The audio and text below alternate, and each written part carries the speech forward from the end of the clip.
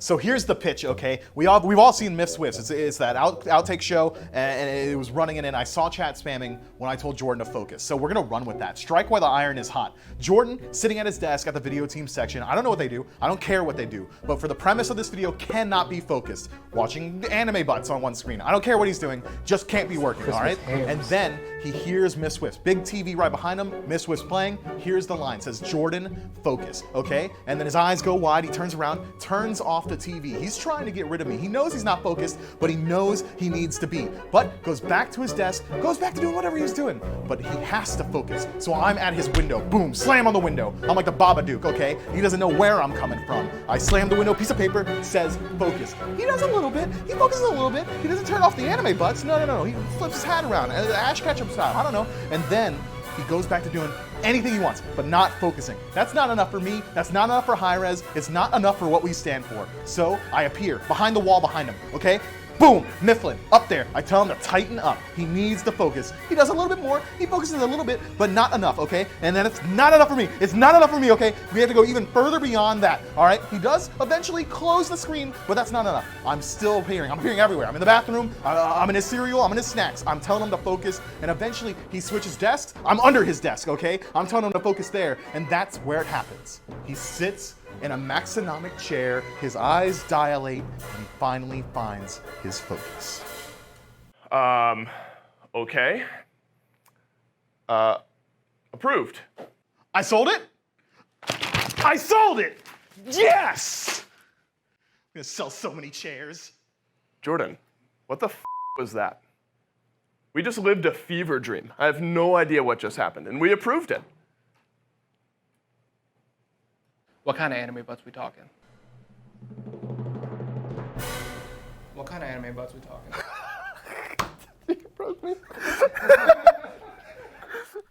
Well, Jordan's not the only one who will need to focus up. We need all of you guys to focus as well because we got a big set underway. Jade Dragons and the Olympus Bolts will be coming up in just a moment. But if you need to focus up, just like Jordan has, you can go to needforseat.com and use code SMITEMAX. Get yourself a discount on your very own SMITE Maxnomic chair so you can focus and stop paying attention to whatever it is that isn't SMITE SPL action here on the desk. Once again, needforseat.com. Use code SMITEMAX to get one of those nice and comfy chairs. We unfortunately don't have a great model for it this time. Jithens is off doing whatever in the back this time. But J-Mac and Taco one more time to get ready to go into this set for the Jade Dragons and Olympus Bolts. I keep saying it, but it's such a big – it's the match of the week. This is the one that we've been anticipating so heavily, and it's because it also has such a big, heavy factor on the standings for these players. You know that the Camelot Kings and Atlantis Leviathans are watching this one ever so closely because a lot of implications could take place for that Split 2 playoffs depending on who comes out on top here today. And the Jade Dragons as well. They are not a team that is treading lightly by any means. You can see already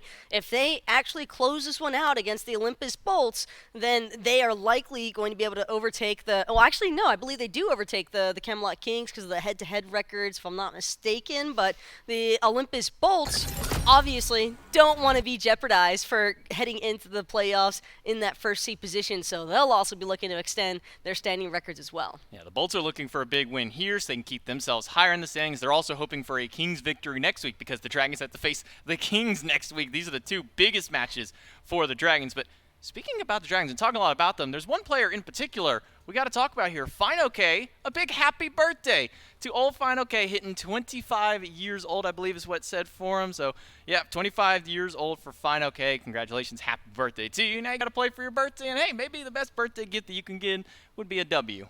Depends on everything that happens here today. I mean, it's not going to be an easy task by any means, and a little unfortunate, I would say, having to worry about such an important set on the birthday. But also, honorary birthday mentions to Jithens and Clumsy. Thank you guys so much for being here with us today. Happy birthday to the both of them as well. Yeah, it's a big happy birthday all around for everybody. But going back to the match at hand for it, one player we got to talk about is one of the innovators of the Hunter role, and mostly just because of the change in some of the builds and some of the gods that have picked up. Panda Cat has been making for a name for himself for this Dragons roster. Has been playing the AMC, which has kind of come out of nowhere. I think he's the only one playing the AMC. Also has kind of revolutionized bringing a Tainted Steel starter item for the Hunters. Panda has always been, I think, one of the more innovative hunters in the league. I think that Zapman is also another one that you can kind of look for in that regard. But what Panda Cat has been able to accomplish from that hunter position so far has honestly been pretty disgusting, J-Mac. I mean, that Oni Warrior set is the first one that comes to mind for me, at least, being one of the most recent. But he honestly hard carried when the team needed him most. And it's just crazy to me how impactful Panda Cat always forces himself to be in team fight engagements. Massive amount of shred around that Fire Giant fight for that one highlight, but Panda Cat, he picks what the team needs. If they need somebody to sit back and just AFK farm for 20 minutes and bring big crits late game, he can go for it. If they need a more ability-centric build for him to do just some more raw damage to maybe make up for lack in mid lane, he's there for it. There's so many options available for Panda Cat and so many ways that he could provide help for his team. And that's one of the best things you can ask out of a hunter is just that flexibility. And it's going to be interesting seeing what happens here in the dual lanes, because I think that both of these teams are relatively aggressive in that aspect. And Panda Cat, of course, never one to shy away from a little 2v2 or 1v1 matchup. Well, let's talk to Panda Cat just a little bit, see if we can kind of see what goes on in the minds of the hunter for the Jade Dragons. Panda Cat, first off, good luck in your match today for you. But I've got to ask one big question. What's up with this Tainted Steel start that we've been seeing out of these hunters recently? Okay, so the origin of the Tainted Steel, okay? It was against, I think it was the Kings. And I'm like, guys, I want to build Tainted Steel. And my whole team's like, no, don't do Tainted Steel. And I'm like, I'm going to try it. And they're like, no, don't do it. So I didn't do it that set. But then the next set, I'm like, okay, I'm trying Tainted Steel. And it felt pretty good. And it's just a pretty good anti-heal applicator on some characters. And it's got solid stats. So I think it's like a stat stick. And it's just fine, I guess. I don't know. I think people are kind of overbuilding it, though. And that's the legend was born for. I mean, I honestly didn't think that's the right. crazy story we were going to get from it. But you're going against the Bolts. They've been struggling recently. They got knocked out of their undefeated streak and have now dropped a few sets on top. How does that feel for you guys going into this match? It's sad when the Bolts lose because, I love those guys and there's no picture on the Twitter timeline. And we all, we're all waiting for that Ven picture. But, it's nice to see them lose. It's nice to see that they're still humans and they're not just AIs programmed to run the map perfectly, right? But we're confident, we're confident going into the match. I'm going to put Barra right back where he belongs. Well, good luck. Wherever that is. I don't actually know where that is. Well, good luck with that, and good luck in your match today. Thank you. It is always sad when we don't get to see a Ven pick. I think that was the You know where he's going to put Barra? He's going to shove him to the back of the bread aisle. Ooh, that's where he's going to put him. That's a good question. I think the bigger question is what grain is Barra going to be bringing today, because that's going to be an important one for it. Well, it depends. I mean, Barra said that he likes to work on a 12 grain feature here, so if he doesn't get the 12 grain, I mean, I can only assume, what's the worst kind of bread that you can think of? Honestly, I could not think of that right off the top of my head. I mean, I don't know. want to go for the obvious choice, because the thing is, Wonder Bread is honestly fantastic. It tastes great, but it's also one of the most unhealthy bread, so I guess that's the only choice I really have here. And I don't think Barra wants to play like Wonder Bread today, man. He's looking for the 12 grain artisan taste. Maybe not just 12 grains, but maybe 12 kills and maybe a couple of extra wins for Barracuda. We talking and making lots of jokes about bread for, but Barracuda, the bread man himself, has been one of the big carries for the Olympus Bolts. Has been around the hunter scene for as long as SMITE has been around, just about. He was one of the forefathers of the hunter role and has quite the flexibility in his god pool. Yeah, Zap and Barra competing for the SMITE Boomer Pro title, and I can't really tell you who's winning, considering that they're both still incredible players after all this time, but all of that wisdom that they have acquired over the years. I mean, players like Panda Cat, one of the cooler things too, anytime you see these veteran matchups is Panda, obviously a veteran himself at this point, but seasoned and familiar with each other for sure. A lot of respect as well between these two players. They both know what the other is capable of, and I know that neither side's going to take this very lightly, because Izanami, it's It's been a pick that we've been seeing a lot out of Barra. Same thing for Panda Cat. I would imagine that some of these dual lane picks might become a little bit more heavily contested here. Maybe we see a few more bans thrown the Hunter way than usual that we see. Normally it's, a lot of the mid lane, some of the supports that we've been talking about a lot recently, but when it comes to the Hunters, and these are two players that are very difficult to ban against because of how many different picks they have in their arsenal, how many different ones they've made in just this phase alone for them. I mean, we've seen the Amuzen Cobb out of Panda Cat, so it's one of those questions of how many bans do you prioritize to it? Do you just take maybe the Izanami ROM off the table and just kind of let it farm from there, let the fates and the puzzle pieces fall into place? You also have to wait and see what happens between that awesome Jake and Polar Bear Mike dynamic, because two incredibly aggressive support playstyles, and both, I think, capable of playing a lot of the more popular centric picks. We see Terra, we see the Terras all the way to the Horuses out of these two teams, and I think that makes things rather interesting as far as the draft phase is concerned, GMAC, because there's really any direction that either side could look to go, and we'll really just have to wait and see how the drafting really rounds up in those initial picks and bans. Well, luckily for us and for those at home, they don't have to wait too much longer. Picks and bans are ready for Game 1. We'll see where these teams elect to put their pressure. Heroin is another big talking point for the Jade Dragons. He's got that diverse god pool from the mid lane. The Giannis has been making a rise again. It was the #1 thing to ban every single week in the start of the year, and then kind of got quiet. Then it was a little bit of a pocket pick here and there, but Heroin is probably the pioneer of Giannis when it comes to the SPL. The problem that the Bolts might face, though, when trying to deal with some of those more target-focused picks like the Giannis is, do you really want to sacrifice giving up an ideal front laner or frontliner in trade for taking away Heroin off the Giannis? Because you have to remember, yes, we saw success from Heroin, but that most recent set that he played the Giannis, very close. He was cutting it extremely close with actually finding success on that god, and even if it works 66% of the time, all the time, it's still very questionable, and I think that's a risk that we might not even see the Jade Dragons looking to prioritize here up against the Bolts. First bans have come through. It's going to be Gilgamesh and Hell banned away by the Dragons. On the flip side, the Bolts have banned Yamoja and Tiamat. No surprise for any of these gods, as Hell, if you have been sleeping on the SPL for the last couple of weeks, has made a criminal resurgence back towards solo lane. Even a lot of mid laners have been playing. I believe Venenu had a shot with it. Baronix even picked up. Almost every single mid laner at this point has been adding Hell to their god pool. Even solo laners kind of have to worry because, well, maybe they might get forced to play it.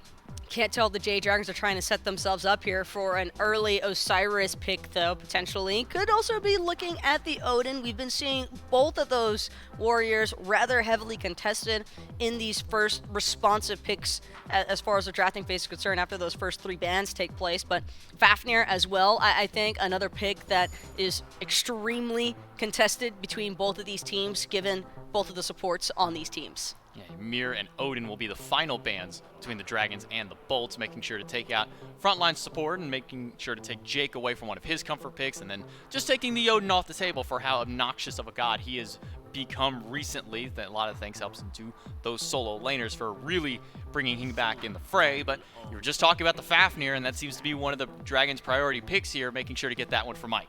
It's just safe, and Fafnir, you can really go any direction with the composition after this, but with Odin having been banned, that does give a little bit more leeway for the likes of maybe some early responses in the Hunter role to come out now for Barracuda, possibly the Rom, the Chernobyl, and the Izanami. I think would be 3 of the more heavily contested ones. We've seen a lot of Artemis as well from Bear, and with Odin being banned, yes, it can be nice, but at the same time, Fafnir, he's a pick that already introduces a lot of dive and aggression, and I'm not certain that an Artemis would really be all that feasible at survivability here, which is why I think some of those other Hunter picks might take the priority. I just realized according to the stat down here, 23 games we've now seen Cerberus. It doesn't feel like that, but at the same time, it does feel like we're seeing him almost every single game. SOT and Haddock specifically, they really, really love this Cerberus pick. It goes so well for their teams. It gives them a lot of frontline presence, gives them a little bit of anti-heal with his passive innate with it, but just so much zone control and just initial damage this Guardian provides. Cerberus just kind of sneaking up on you as far as the pick rates are concerned, but the Giannis is still in the back of the Bolts' minds here, and, well, given the fact that they've got Venenu, I think another excellent mid player who has shown more than enough potential with this Giannis selection choice, and you can't ever really go wrong with having a Giannis just because of that through space and time. And again, friendly reminder, even though Heroin had some instances because he was being so heavily focused on the god, curious to see if the Jade Dragons try to respond in like suit against Venenu with this Giannis pick, because you can suppress a Giannis in the early and mid game. Whether you close it out after the fact, that's another story entirely, but Bolts certainly not going to have the easiest time up against a lot of this early game aggression that the Jade Dragons have opted for.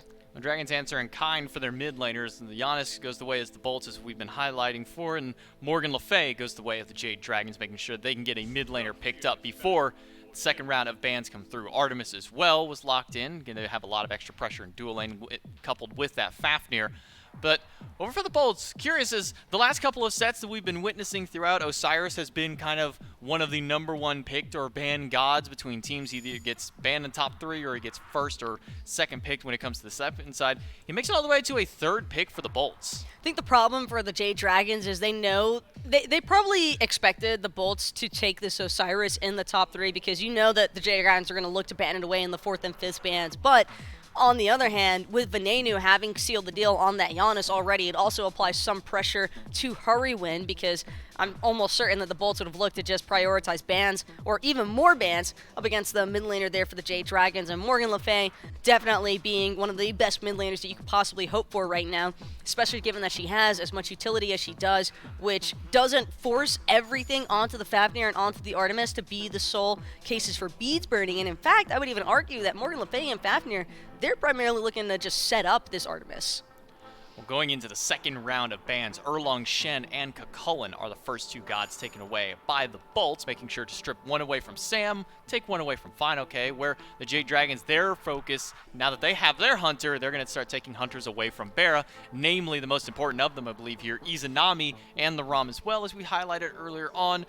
Barra, a lot of his highlights were with that Izanami, so taking that one away and giving Panda Cat a little bit more leniency in that lane is going to help him out. It's a stretch, but there might be a chance that we see an Athena here for finalization, because you would introduce some global. The Jade Dragons have run it before, and when you see Cerberus Sobek, you know that the Bolts are going to have one of those 2 options as their solo lane, so having an Athena in the Guardian position in that solo wouldn't be the worst case scenario, and it is going to be the response of the Athena for this Giannis. Maybe, I think that is the main reason why the Jade Dragons were cool with letting that Giannis go through in the first place. They were expecting to snag this Athena for themselves, because it's not really a priority ban that comes to mind. It's only something that I think we've seen maybe once before from finalization, so I think just a smart option, and Thanatos to have even further dive.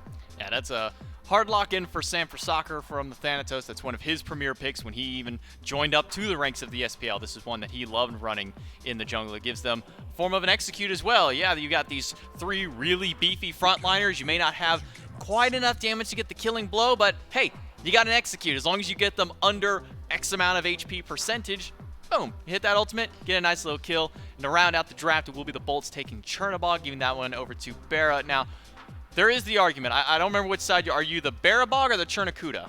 Ooh, I like Barrabog. I don't know why, but I like Bog as the ending more, it's solid. Personally. Like, it just sounds cleaner. It's got to be the Barrabog. I'm on Team Barrabog for it. Maybe there'll be something up there that somebody argues for it, but I think it's Barrabog for it. But Barrabog makes the most sense. I don't. Anybody else who argues otherwise, amateur hour. But it does give them another essence of global pressure. They had the Giannis, they can rotate the team across. Now they got the Chernobog who can rotate himself into these team fights. How does this kind of round things out for the Bolts, and how the Dragons try and combat this? Well, this could be really either way here, J-Mac. I think both these teams are going to be rather satisfied with their compositions. I think these are 2 incredibly strong drafts, as is 2 globals versus the 1. However, the 1 being Athena providing damage mitigations in comparison to just taxi service out of that through space and time, and that Chernobog living nightmare. But I do want to know, Chernobog up against Artemis in the direct laning phase matchup might force Panda Cat to be a little bit more reserved in his gameplay, because you have that 1-2 combination between the crystallized curses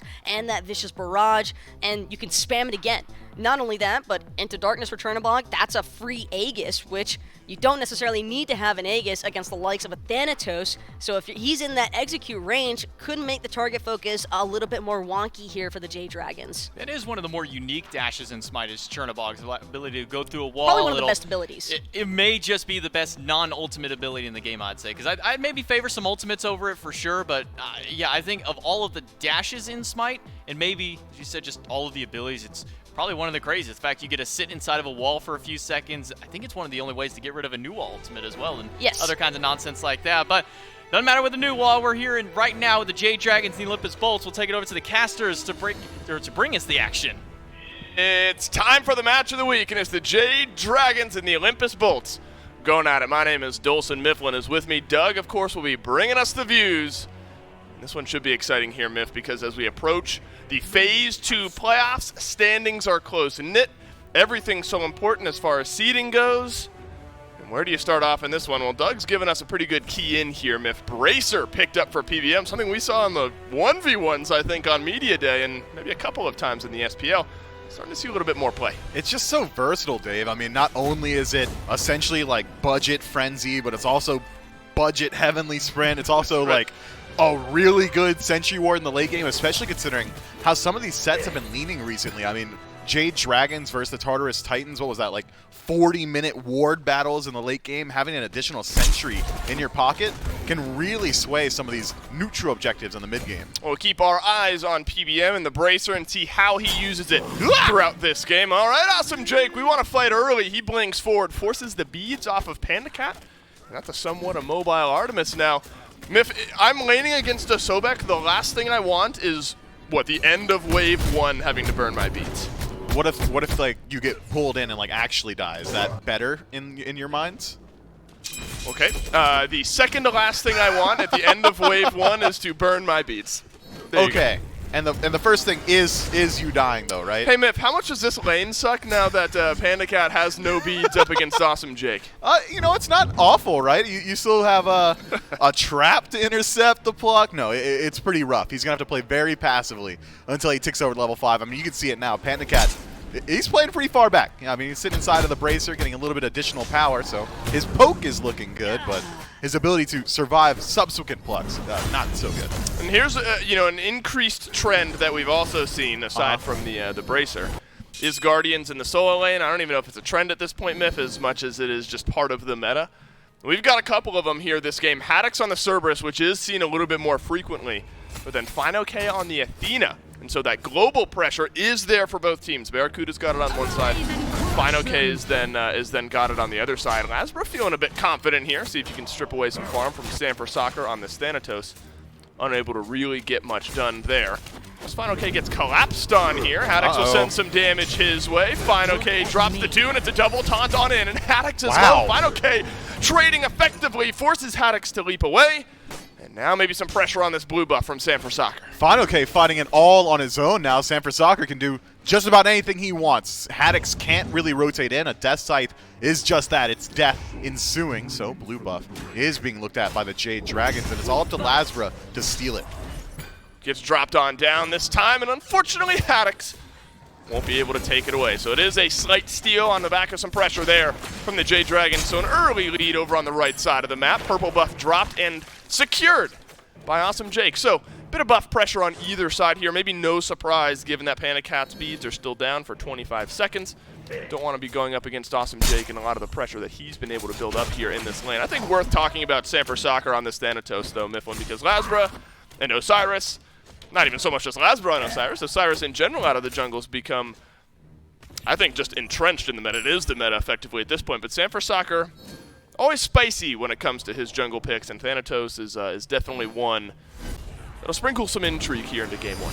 Yeah, he's going to be a good bridge to the late game. He's going to be able to generate a good deal of early game pressure, and it's really just Stanford Soccer playing the Thanatos right now. You brought up a really interesting point about the global pressure from finalization. I think that the semi-global from Stanford Soccer is going to synergize very well with that. You can start the hovering death, and as you're kind of crouched down, ready to take off, finalization can start to channel his ultimate, double dunk wherever you want in the early game. It's kind of annoying to deal with, especially when you're playing a god like Yanis, who's very reliant on that mobility. You don't really get a chance to utilize it if you die instantly.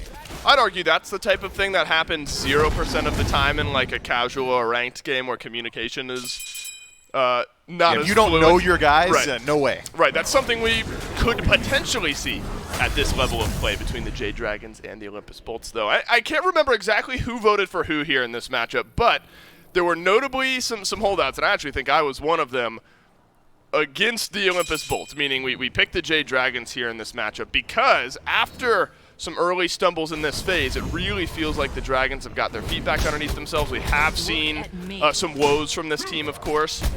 But if you're just looking at play as of late, I don't know, Miff. Maybe more confidence needs to be in this Dragons team. The Bolts, of course, won their matchup earlier on in this weekend, but lost a couple of games last weekend. It was a 3-game set this weekend against the Solar Scarabs.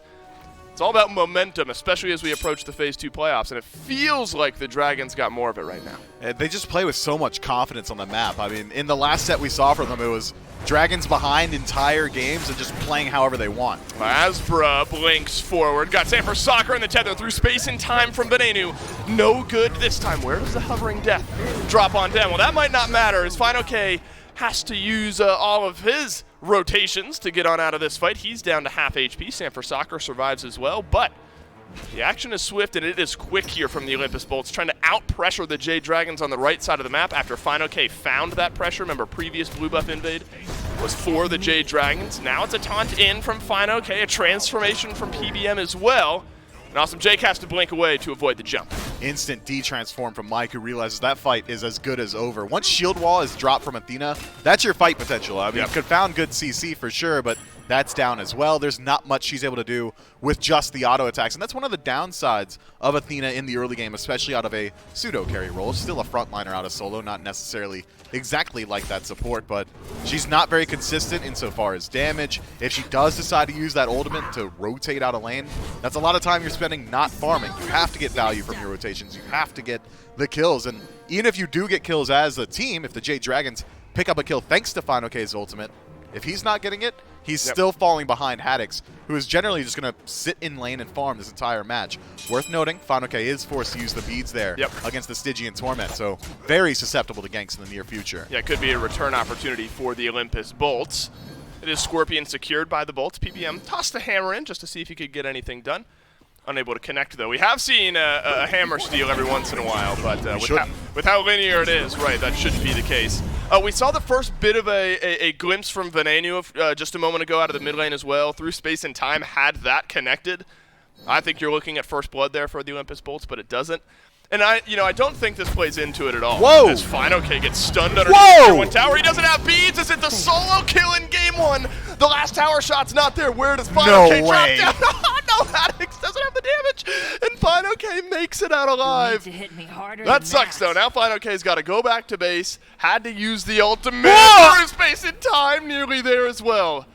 Final K dodges it all. Fine, okay. Showing you a masterclass on why you don't open up the shop while you're backing. I feel bad for Haddix, though. Legitimately plays perfectly there. It just has to hope that his auto attacks hit hard enough. PBM should be able to retreat. Dragon Transformation might be forced out here, but very low kill potential onto this Fafnir. Final K, remember, was able just to go back to base, so has been able to buy that tier 2 item.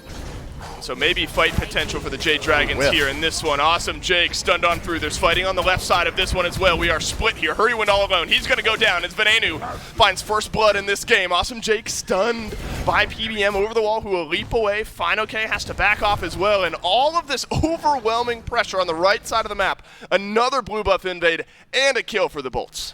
But Barracuda rotates all the way over to this right-hand side with his ultimate, meaning that Panda Cat is left alone inside the lane, can clear out very easily, maybe even look to invade if he wants to move into the back camp. So I doubt that's the case. Artemis would be high and dry up there.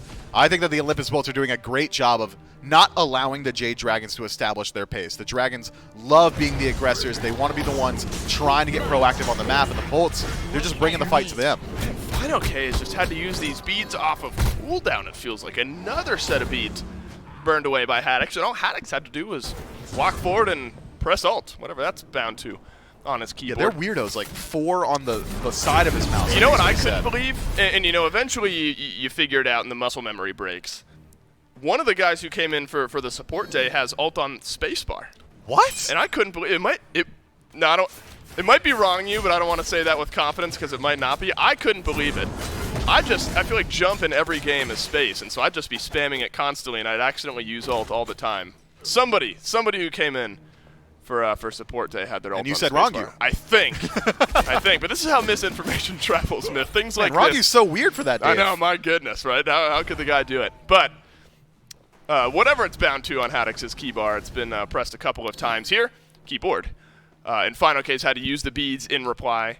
Now a couple of times over there in the soul lane. So one level lead has been built up on the right side of the map for Haddix, and that's where the Bolts have been funneling a lot of their pressure. So no real surprise there. But in the meantime, Lasbra's also built up a bit of a level lead.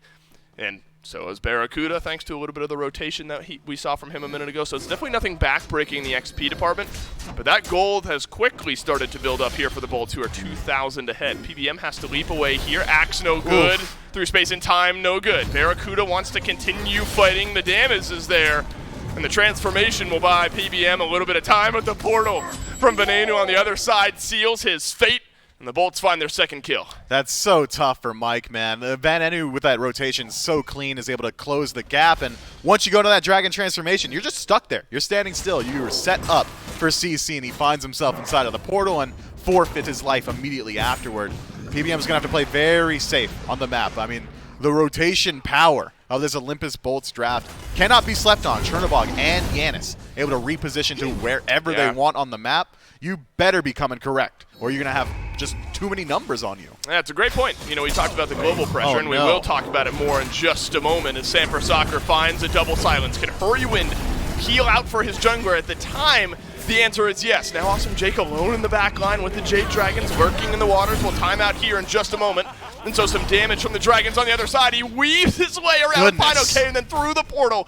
And the Olympus Bolts can do no wrong, and Jake lives on. Man, Jake is getting peeled out so well. Ben is having a very good match here. Hasn't landed too many ultimates, hasn't really lined up that 50 cal, but the utility tools and utilizing it just to maneuver the map has been so good from the Olympus Bolts so far, and the Jade Dragons are just getting straight up outpaced, and this is not something that I think they're very used to. Generally, when we're talking about the SPL, the Jade Dragons are the most proactive team. They're a fast-paced squad. They're trying to force fights early on, as exemplified by the fact that Final K has legitimately rotated out of lane like 4 times already, and we're only 12 minutes into this one, whereas Haddix has been largely just sitting inside the lane, but the Olympus Bolts are forcing fights everywhere. I mean, generally around this solo lane, as you've highlighted already, it's been this blue buff invade. The Olympus Bolts have been controlling the right-hand side, maybe utilizing the fact that Haddix doesn't want to leave, just bring the fight to him. Yeah, why not? The Jade Dragons, it seems like they're not very used to playing this reactive style. Yeah, and why not? Maybe Haddix doesn't want to leave, and Barracuda has the ability to ult in if you need, so that's an advantage that the Jade Dragons will have. And that limits Final K's global pressure. If the fight is already there, he has nowhere to ult. So the Olympus Bolts just playing the numbers up to this point so far in this game. The one kill was definitely on the right side, and then that last kill, just a bit of a pick there. So if the Olympus Bolts can keep up this type of pace, they're going to be on easy street here. Veneno, I love this Giannis pick for all the reasons we've talked about already. And I don't know if it went into it as much in picks and bans, but playing Giannis against Heroin, especially given some of the history between these two teams so far this year, I think. What history are you talking about? I don't know. I'm just wearing the Stay Salty shirt. And, from Inside Apparel? From Inside Apparel Company. Oh, that's a good That's the one. Then we already used my apparel bit, and we're 12 minutes into game 1. This is going to be a long, drawn-out thing, but we've already gotten it there. But, you know, again, that's obviously not why the Bolts pick it here. Well, maybe it is. But as outside spectators, I think it's kind of neat to watch. Heroin doesn't think it's neat to watch. Awesome Jake dash in. And the beads will be off that Morgan Le Fay. Somewhat immobile here, Mifflin. Susceptible to a return gank in the mid now is Heroin. Still does have CC immunity to the ultimate, so if he's playing heads up, he can avoid one more pluck from the old 408 here, but definitely a huge utility lost. And with the Gold Fury already spawned up and the Olympus Bolts have Haddix on this side of the map, could be an opportunity to look towards this neutral objective, and Haddix could be looking for his opportunity to force a little bit more out of Heroin, but spotted out quickly by that Bracer in the jungle. You always have to be aware of quick burning early game objectives, and PBM does have a little bit of that here for Panda Cat, Sanford Soccer. You group up around that, you take Coerce. This Gold Fury could go down quickly. So that's something, while the Bolts have a good lead here, they got to be mindful of the Jade Dragons and their ability to get some early pressure or get some mid-game pressure here around this Gold Fury and either further or close up that lead. And so the Olympus Bolts have slowed down just a little bit here, Mifflin. I don't know if it's all the decision-making that's been up to the Bolts or just the Dragons been playing a little bit better on the back foot and trying to close this gap a little bit. But that hasn't slowed down Jake from doing this. He's walking forward. He's looking for plucks. But Panda Cat and Mike won't give him the chance. Yeah, the Bolts want this Gold Fury so bad. They're just vying They're for gonna get positioning. And finalization might be on the opposite side of the map, but dude's got a global, so if the Jade Dragons can No fight. just work their way in, but they're letting this one go. Wow. That's interesting decision making because they are already playing at a deficit, so the Olympus Bolts push themselves even further ahead now, approaching that 3,000 gold point. And I like to think of 3,000 gold as that tipping point, that nice edge where you're still able to fight in. 3,000 gold is not crippling, especially 15 minutes into the game, but if you get one more objective, a Pyromancer, a Gold Fury, all of a sudden you're looking at 3, 4, 5,000 gold. 5, right? Yeah, slippery slope here. So the Jade Dragons are going to have to dig in their heels somewhere. They can't keep allowing the Olympus Bolts to set the pace as they have been. And that's just something the Bolts have been so good at, isn't it? And the Jade Dragons, much the same. Where you make one slip up, one mistake in a game that's paced like this, the game is kind of over from that point on. Both the Bolts and the Jade Dragons have the ability to play that way. And so while the Bolts have had struggles in their last 3 sets, I don't think confidence can be all that much swayed about this team's ability to push a lead in a moment like this. Hell, it was Awesome Jake walking forward a moment ago that made PBM and Panda Cat leave, and that was enough pressure to get the Jade Dragons to leave that Gold Fury. So, Tier 1 tower on right still stands for the Jade Dragons, but a little bit of damage finds its way in there, and that's some nice gold for the Olympus Bolts. Siege maybe here in the mid lane, ultimate channeled by finalization. He'll crash down. But there's no fight to be had. So now that global rotational pressure of this Athena down for a little bit longer. Very quick response from the Bolts. They immediately see finalization channeling that defender of Olympus and say, why fight it? I'm not trying to get slammed by 600 or 700 damage. But worth noting, Haddock spends so much time hovering that left-hand side that he lost his lead. And now it's finalization actually who strips away the solo tower first. A little bit of global gold for the Jade Dragons to close up some of that Gold Fury gap. I think that Haddock's, what was it, like nearly 2 levels in the lead, level and a half, but spending so much time trying to find that neutral objective, does lose out. And finalization now level 16 to Haddock's 15. And you can see what, and that reason, as well as Sam for Soccer, who now has a 2-level lead over Lasborough, maybe you can see why the Jade Dragons have slowed down the pace of this game a little bit. They have been able, at least in a couple of roles, to out-farm their opposition. Still 1 level in mid for Ven, still 1 level in duo, or Hunter rather, for Barracuda. But those 1 to 2 level leads in both solo and jungle could be an opportunity for the Jade Dragons to fight in, and that's especially surprising considering where those leads were before. And so if the Jade Dragons can kind of fight around that, that'll be good. And Myth, there's a Pyromancer coming up soon, and so maybe that's an opportunity to show off some of this slight lead in XP on the right side of the map. It could be. I'm expecting finalization to want to rotate, though, to either the left lane or the center of the map because he does have that global presence. And as you highlighted earlier, fighting on the right-hand side, not really many opportunities to use that ult. Or if you are using it, it's just for the damage. But it's actually the Olympus Bolts I was wrong. starting the Pyromancer up first, and it's PBM on the defense. I was very wrong. PBM is going to get plucked back into range of the Pyromancer. He'll leap away. Wow, that was low, but totally reset here by the Olympus Bolts. Sensing the Jade Dragons may be closing that gap. That's a roll of the dice the Olympus Bolts not happy to take.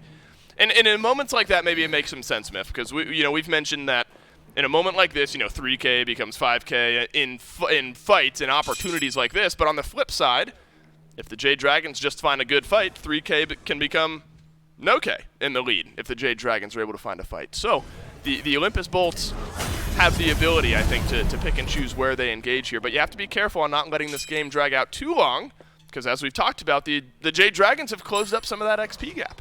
I think it's actually a reset there, Dave, because of how small the leash range is of Pyromancer. You're essentially fully grouped in confound range. finalization peeks around the corner, and the Bolts say, I'm not trying to get 5-man taunts. No shot. That's going to be what happens to us here, especially considering Ven had just used the Unstable Vortex, which is likely their best confirmation tool. So reset it because you lose out on that opportunity. I think it's intelligent play, considering they've got a lead. Why take the risk? Awesome. Jake was caught between a few members of the Jade Dragons here in the mid lane, but he'll be able to walk on away from this one, no problem. Sam for Soccer, bottom of the damage charts.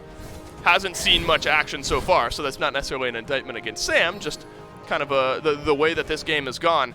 And that's so interesting because when we've seen Sam in the past play this Thanatos pick, it feels like it's been W key, run it down, I'm getting aggressive early, the old triple-double, as we've talked about a couple times.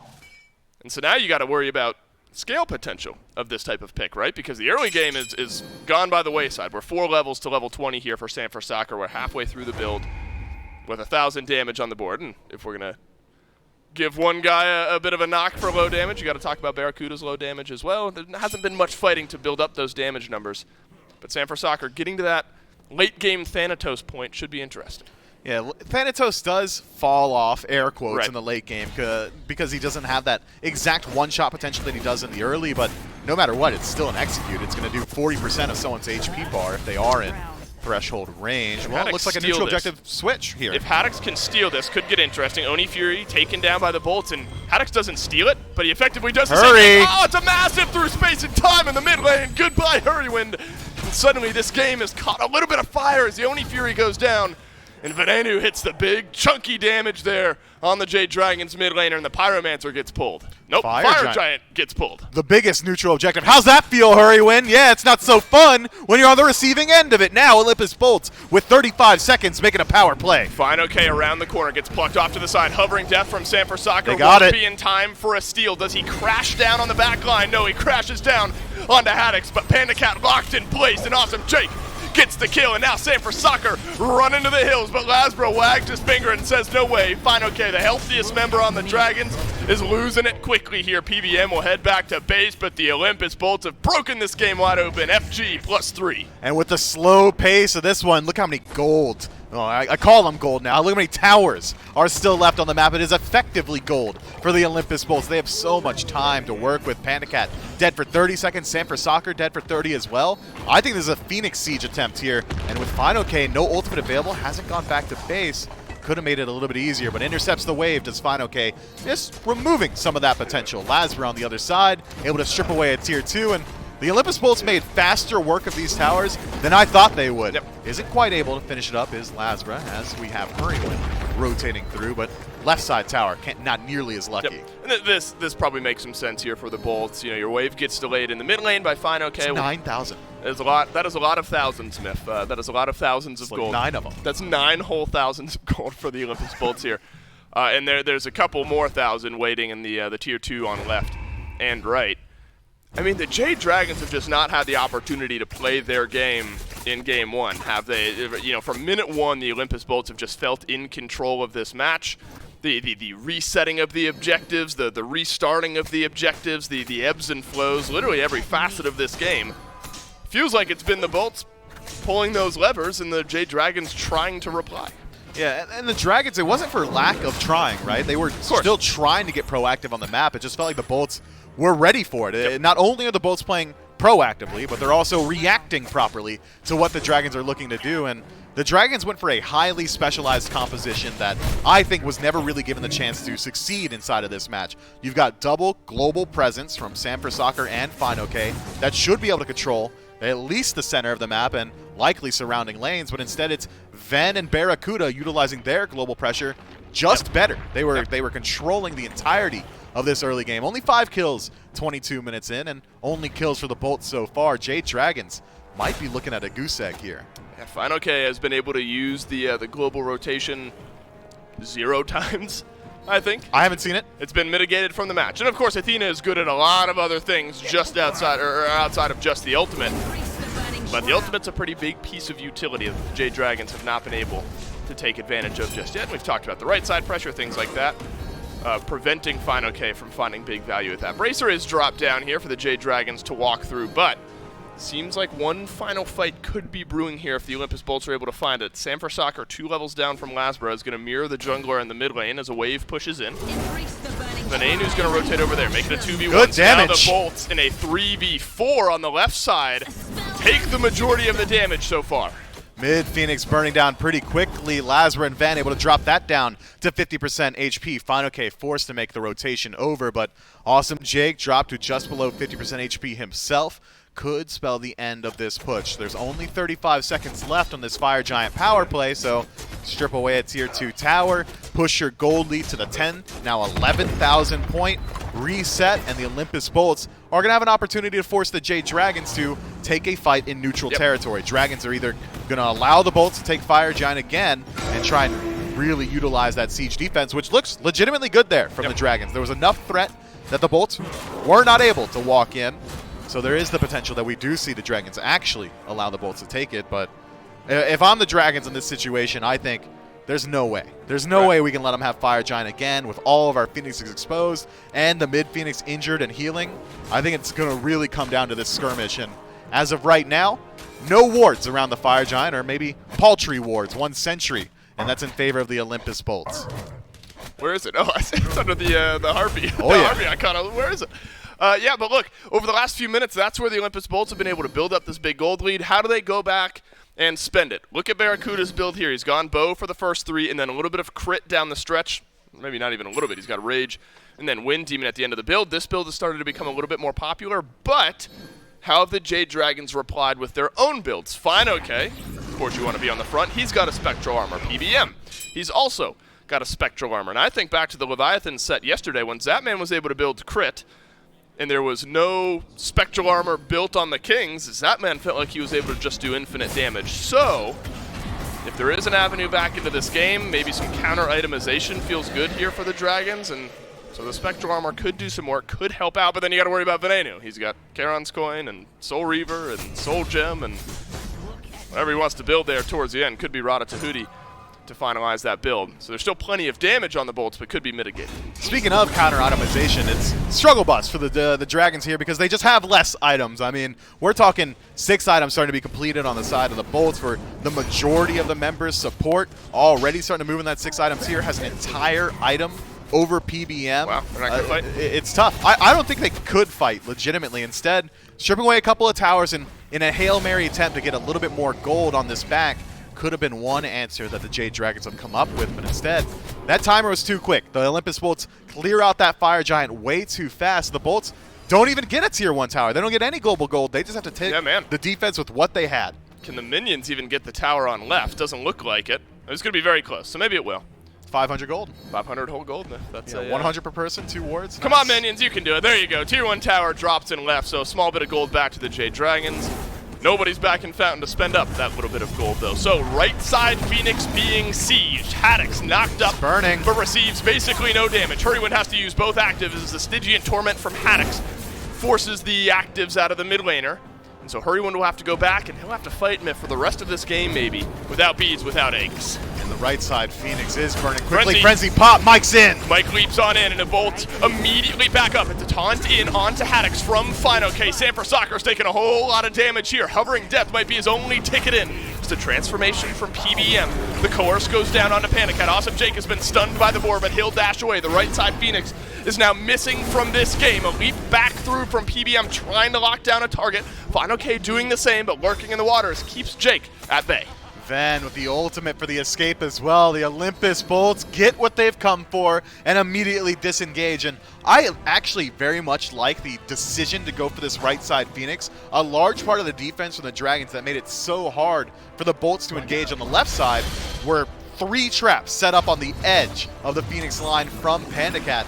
I know it's a little bit of a meme, oh yeah, I built a wall, but legitimately had anyone from the Bolts, including Awesome Jake, walked onto a Transgressor's Fate in that situation, likely would have cost them their lives. So instead, the Bolts worked their way over to the right side. There's no traps here. You have to, it takes a long time to set up that wall legitimately. Yep. And it makes it so much easier for them to engage and disengage. No traps, no little landmines that you have to worry about.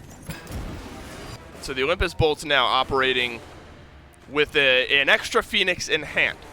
And that's why they're going to rotate to the left side of the map here. Once those fire minions go in, somebody at some point from the Jade Dragons is going to have to rotate right, and that is the furthest rotation inside of the base instead of just being able to go over to the mid lane. So a small advantage there once that minion wave crashes on in. Wow. Oh my, Mike plucked, and 80% of his HP is gone. Oh, it's a massive ultimate into a double portal, but can you get the kills on the back end? The Olympus Bolts say yes, please, to Heroin, and Lazarus got the first. What a 1-2 punch from the Bolts. Left side, Phoenix falls immediately afterward, and the Bolts, with Heroin dead, are moving into the center. They've got 50 seconds to play with. And they don't have Heroin.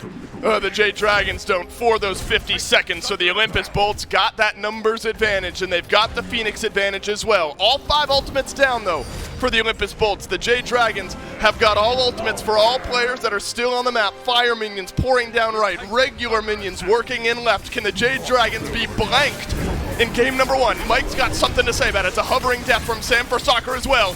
Big taunts in from Final K on the left, and the stuns from the 4 are there. But Venenu has shut down Sam for Soccer once more. The Titan is crumbling, and the Jade Dragons will not find a kill in game 1. What a commanding game from the Olympus Bolts, controlling the pace, controlling the neutral objectives, and legitimately controlling the Dragon. Not a single kill for the Jade boys. That's a tough one, man. That is really hard to come back from mentally, physically. Stay salty, Tower Boy. Stay salty. Yeah, that's a good catchphrase, especially after game 1, Miff. When was the last time the Dragons got 0 kills in a game? I don't think it's legitimately ever happened this year or last. I don't know if it has. Time to roll up the old sweat.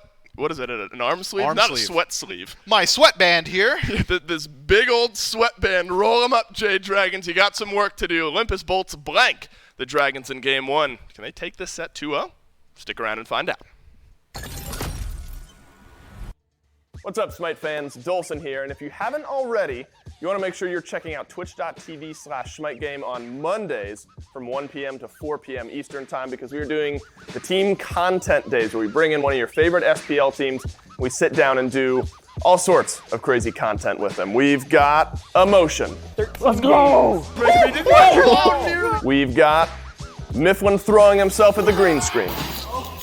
We've got plenty of actual informative content around all of your favorite Smite players and teams themselves. Okay. In my defense.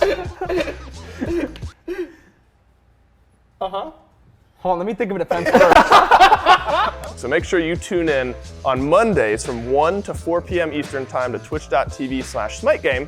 And hey, don't worry, if you can't catch it there, you can't catch it live, make sure to go to youtube.com/SmitePro to catch the VODs after the fact. It's a whole lot of fun. You don't want to miss it because, hey, you never know what's going to happen. Yep. That's, chat, you just got to know who's daddy. That's how it be, man.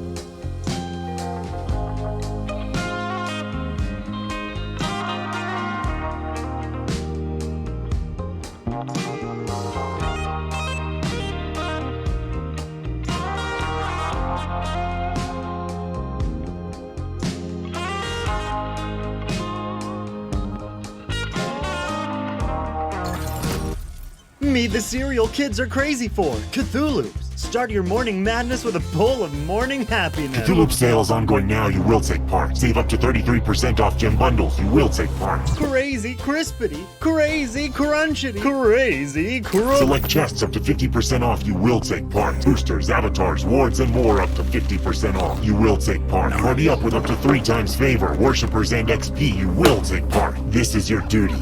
Crazy Cthulhu-y, Cthulhu. Surgeon General's warning, Cthulhu's are not of this world and should not be ingested by children or adults over the age of 80. Gems are not included as a prize because Cthulhu's are not real. Reality is meaningless, time is a construct. They not all hope when you ingest Cthulhu's. Use as directed, part of balance practice.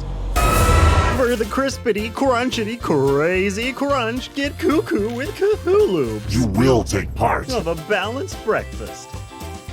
Can we take a commercial break?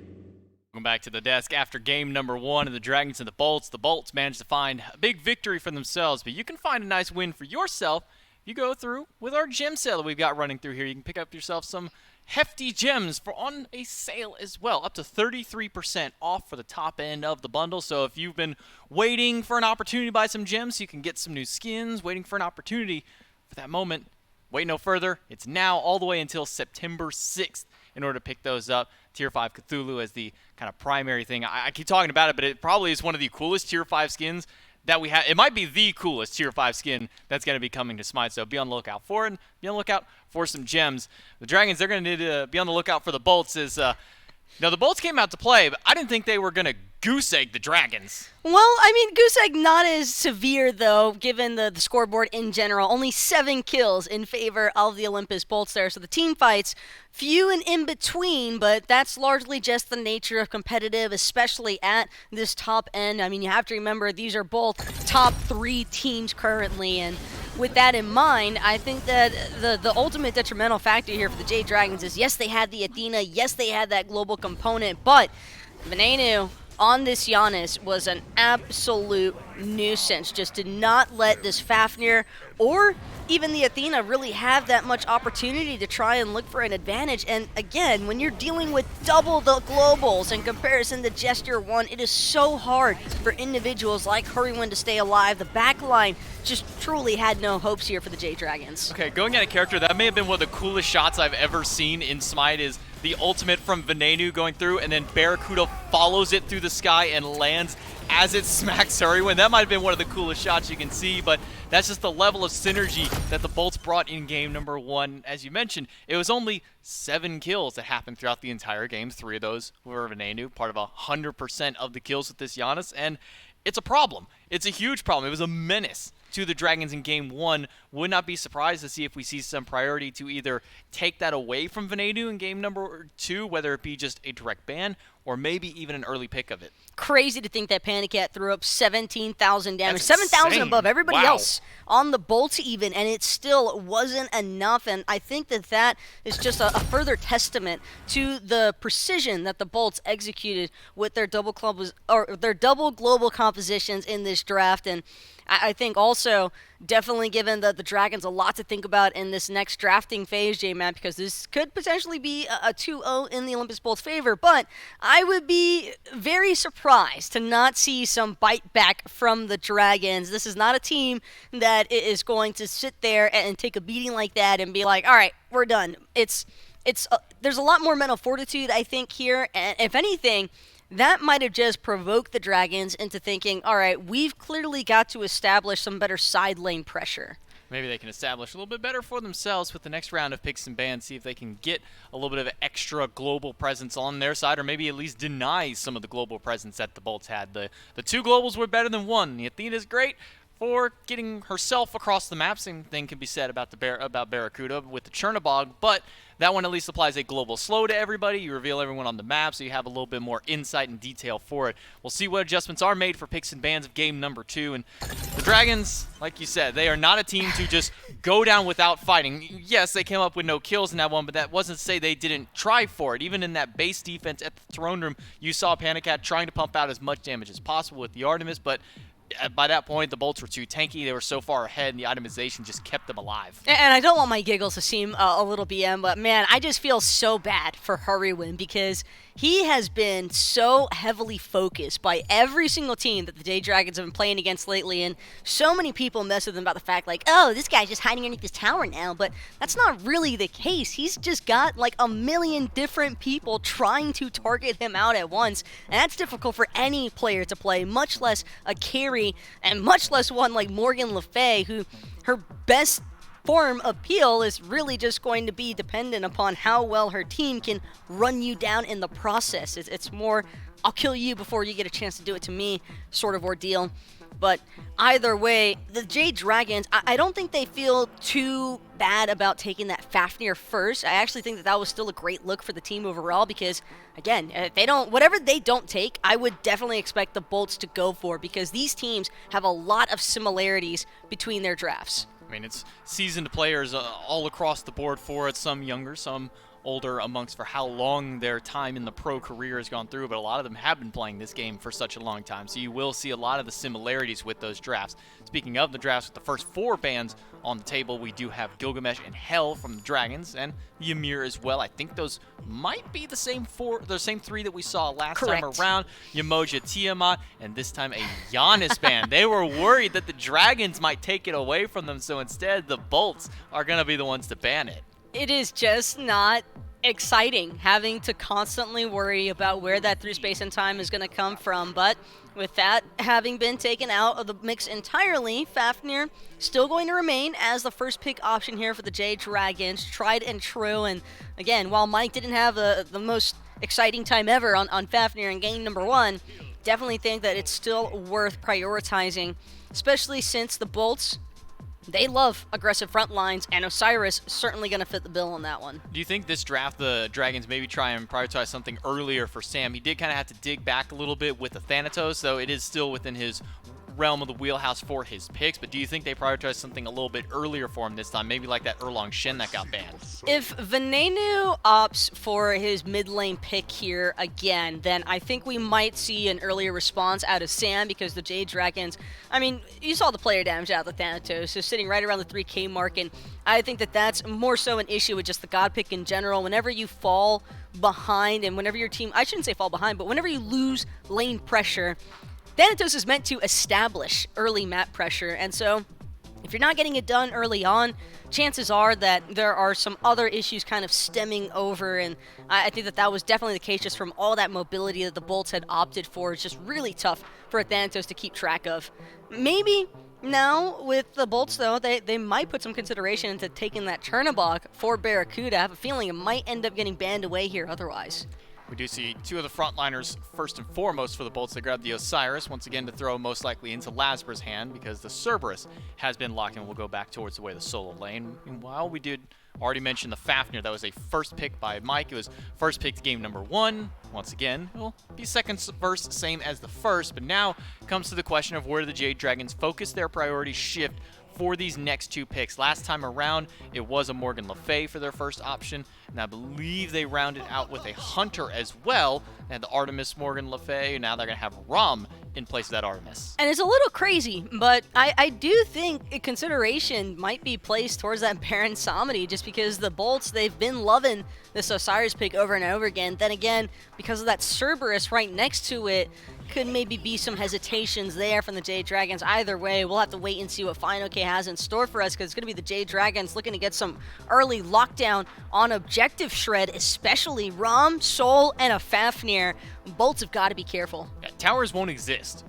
You get past, I would even say 10 minutes, and you leave either of those 2 alone together, whether it's just the Rom Sol or Rom Faf, Sol Faf, that tower is gone. You pop 1 coerce, completely shredded, so they're going to have to be very careful when it comes to objectives, when it comes to structures. The Bolts, they're going to answer in kind with a Morgan, the Morgan this time, not a Morgan, the Morgan for themselves for the mid lane. Sam could potentially look at running the Mercury here because Mercury's got enough burst that he can definitely negate the effects of a Morgan before she has an opportunity to look for that Changeling ultimate.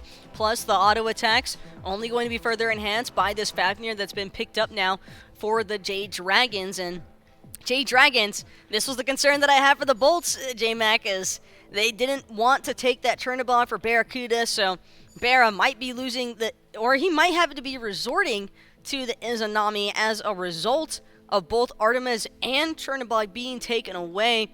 But Izanami, I think, can definitely have some struggles, especially against this Fafnir and the Astral Barrage from the ROM. Just a lot of utility dump already from the Jade Dragon. So I think if Barra does wind up looking for the Iza, it could also potentially be a Hachiman.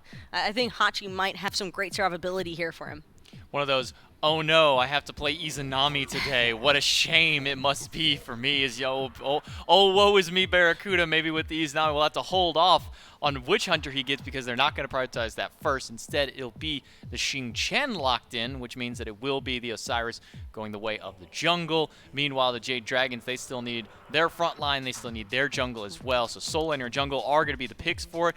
We'll see. You hinted and kind of alluded at the Baron Samedi. It feels like that's usually only their answer when it is the Osiris solo, so maybe we won't see it. I'd love to see it. I think Baron is one of the most entertaining gods to watch and to play. I mean, got the best jump animation in the entire game. I got to give it on that. And Life of the Party, just that ultimate, that vacuum with the coffin, so powerful. But will not be so, unfortunately. No Baron. It'll be a Sobek instead. I think it's just too risky for Fine OK, given the fact that they already have this Ramen Soul. If you want these hunters to actually be able to take off, then you're going to need some kind of frontline capabilities here. And Sobek definitely introduces, I think, a little bit more peel even than the Athena. I know that might sound crazy, but Athena, her only real forms of crowd control are just hindering around that taunt. But Sobek, he's got the tail whip, he's got lurking in the waters for a slow application.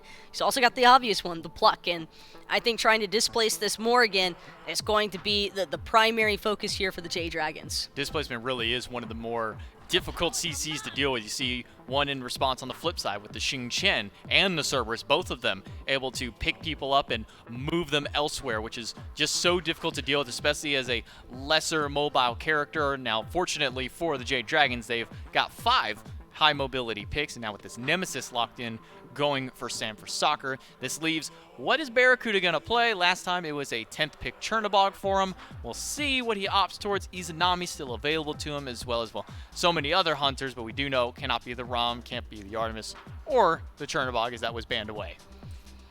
Whichever hunter Barra does wind up falling on, I mean, I think one of the crazier ones I could think of would be like Cupid in the Heim. I mean, he's hovering the Heim as is. Bifrost just has a lot of survivability. I say Cupid because Fields of Love, the Cripple, and some of the AoE assets that the Bolts already have with the Stingent Torment and the Xingten, Whirlwind, Steel, and Rage, always a nice just follow-up with all the circles. But the thing that I'm looking at for the Jade Dragons comp, this is a really nice comp, J-Mac. It's great, especially at killing objectives.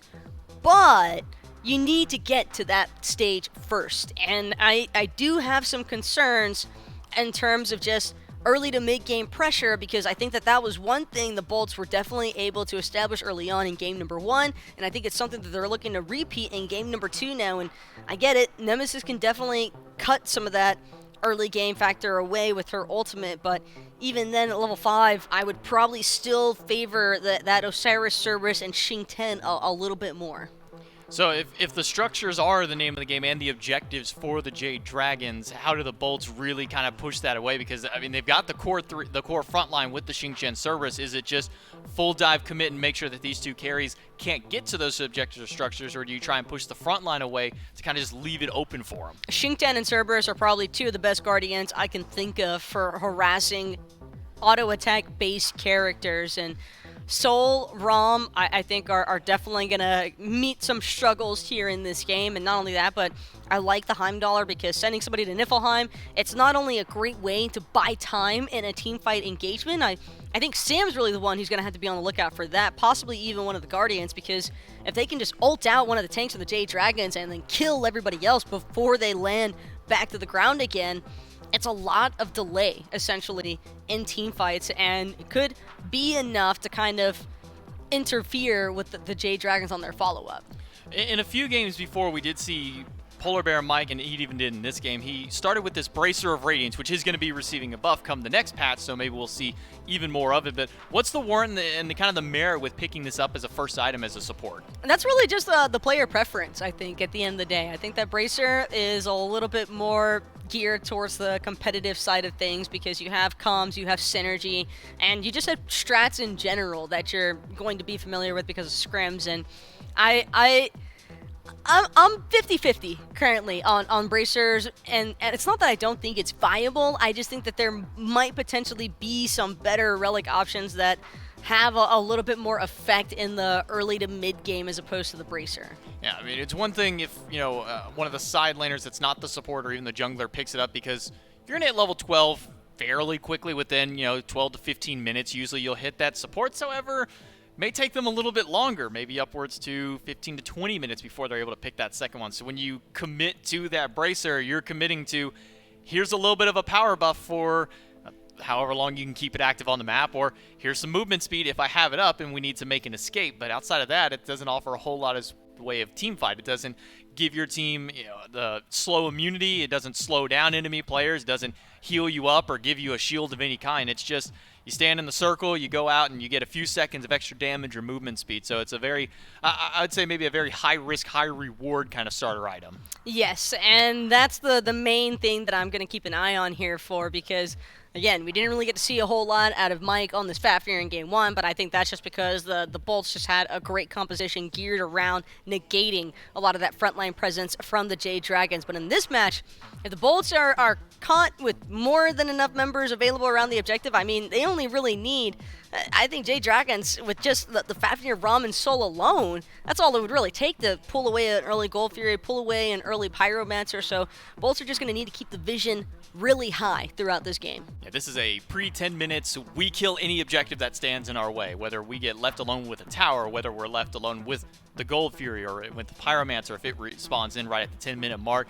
You cannot give these guys more than 10 seconds alone on the map, because if you give them any more time than 10 seconds, whatever they're attacking is gone, whether it's a person, a tower, an objective like the Fury. It's just going to be completely evaporated. Is that just going to be the name of the game for the Jade Dragons here for their win conditions, just play around objectives? I think that that's primarily what they're looking for here, but they also have great tank killers in general. I think that that's something that can touch on lightly. Rom and Soul and Nemesis, they'll shred any tank. We'll see if they can shred the tanks and shred the Bolts to bring us to Game 3, or are the Bolts going to close it out in 2? We'll take it to Dulcin and Mifflin to find out. Wow, the Dragons get 0 kills in game number 1, and they find themselves down. Said it again, huh? What? You gonna do it? So you didn't have to. The Dragons didn't do so good in game 1. What do you mean? You don't have to bring up the 0 kills. Here, let me that sounds contextualize harsh. it better. Okay. If you're just now joining us, the Jade Dragons get 0 kills in game 1. Stomped. And see, I'm doing it to, if you're just now joining us, so it makes it a little bit better. So the Dragons, for a third time here, get 0 kills in game 1. And the Olympus Bolts, granted, it wasn't a high kill game by the Bolts, right? I mean, it was a 6-kill game. The Bolts were just playing the map better than the Jade Dragons in game 1. And by the time we got to Phoenix defense time, the Jade Dragons were so far behind in gold, they just couldn't get anything going. So now there's a pivot in the composition here for the Jade Dragons. Fine, okay, still on a Guardian in the solo lane. But with a composition like this, Miff, and I think the Death set it up pretty well, you're going to shred objectives and you're going to shred tanks. You've got to fight with a composition like this, or put the Olympus Bolts into a position where they've got to respond to objectives or towers or things like that, and then a fight happens after that.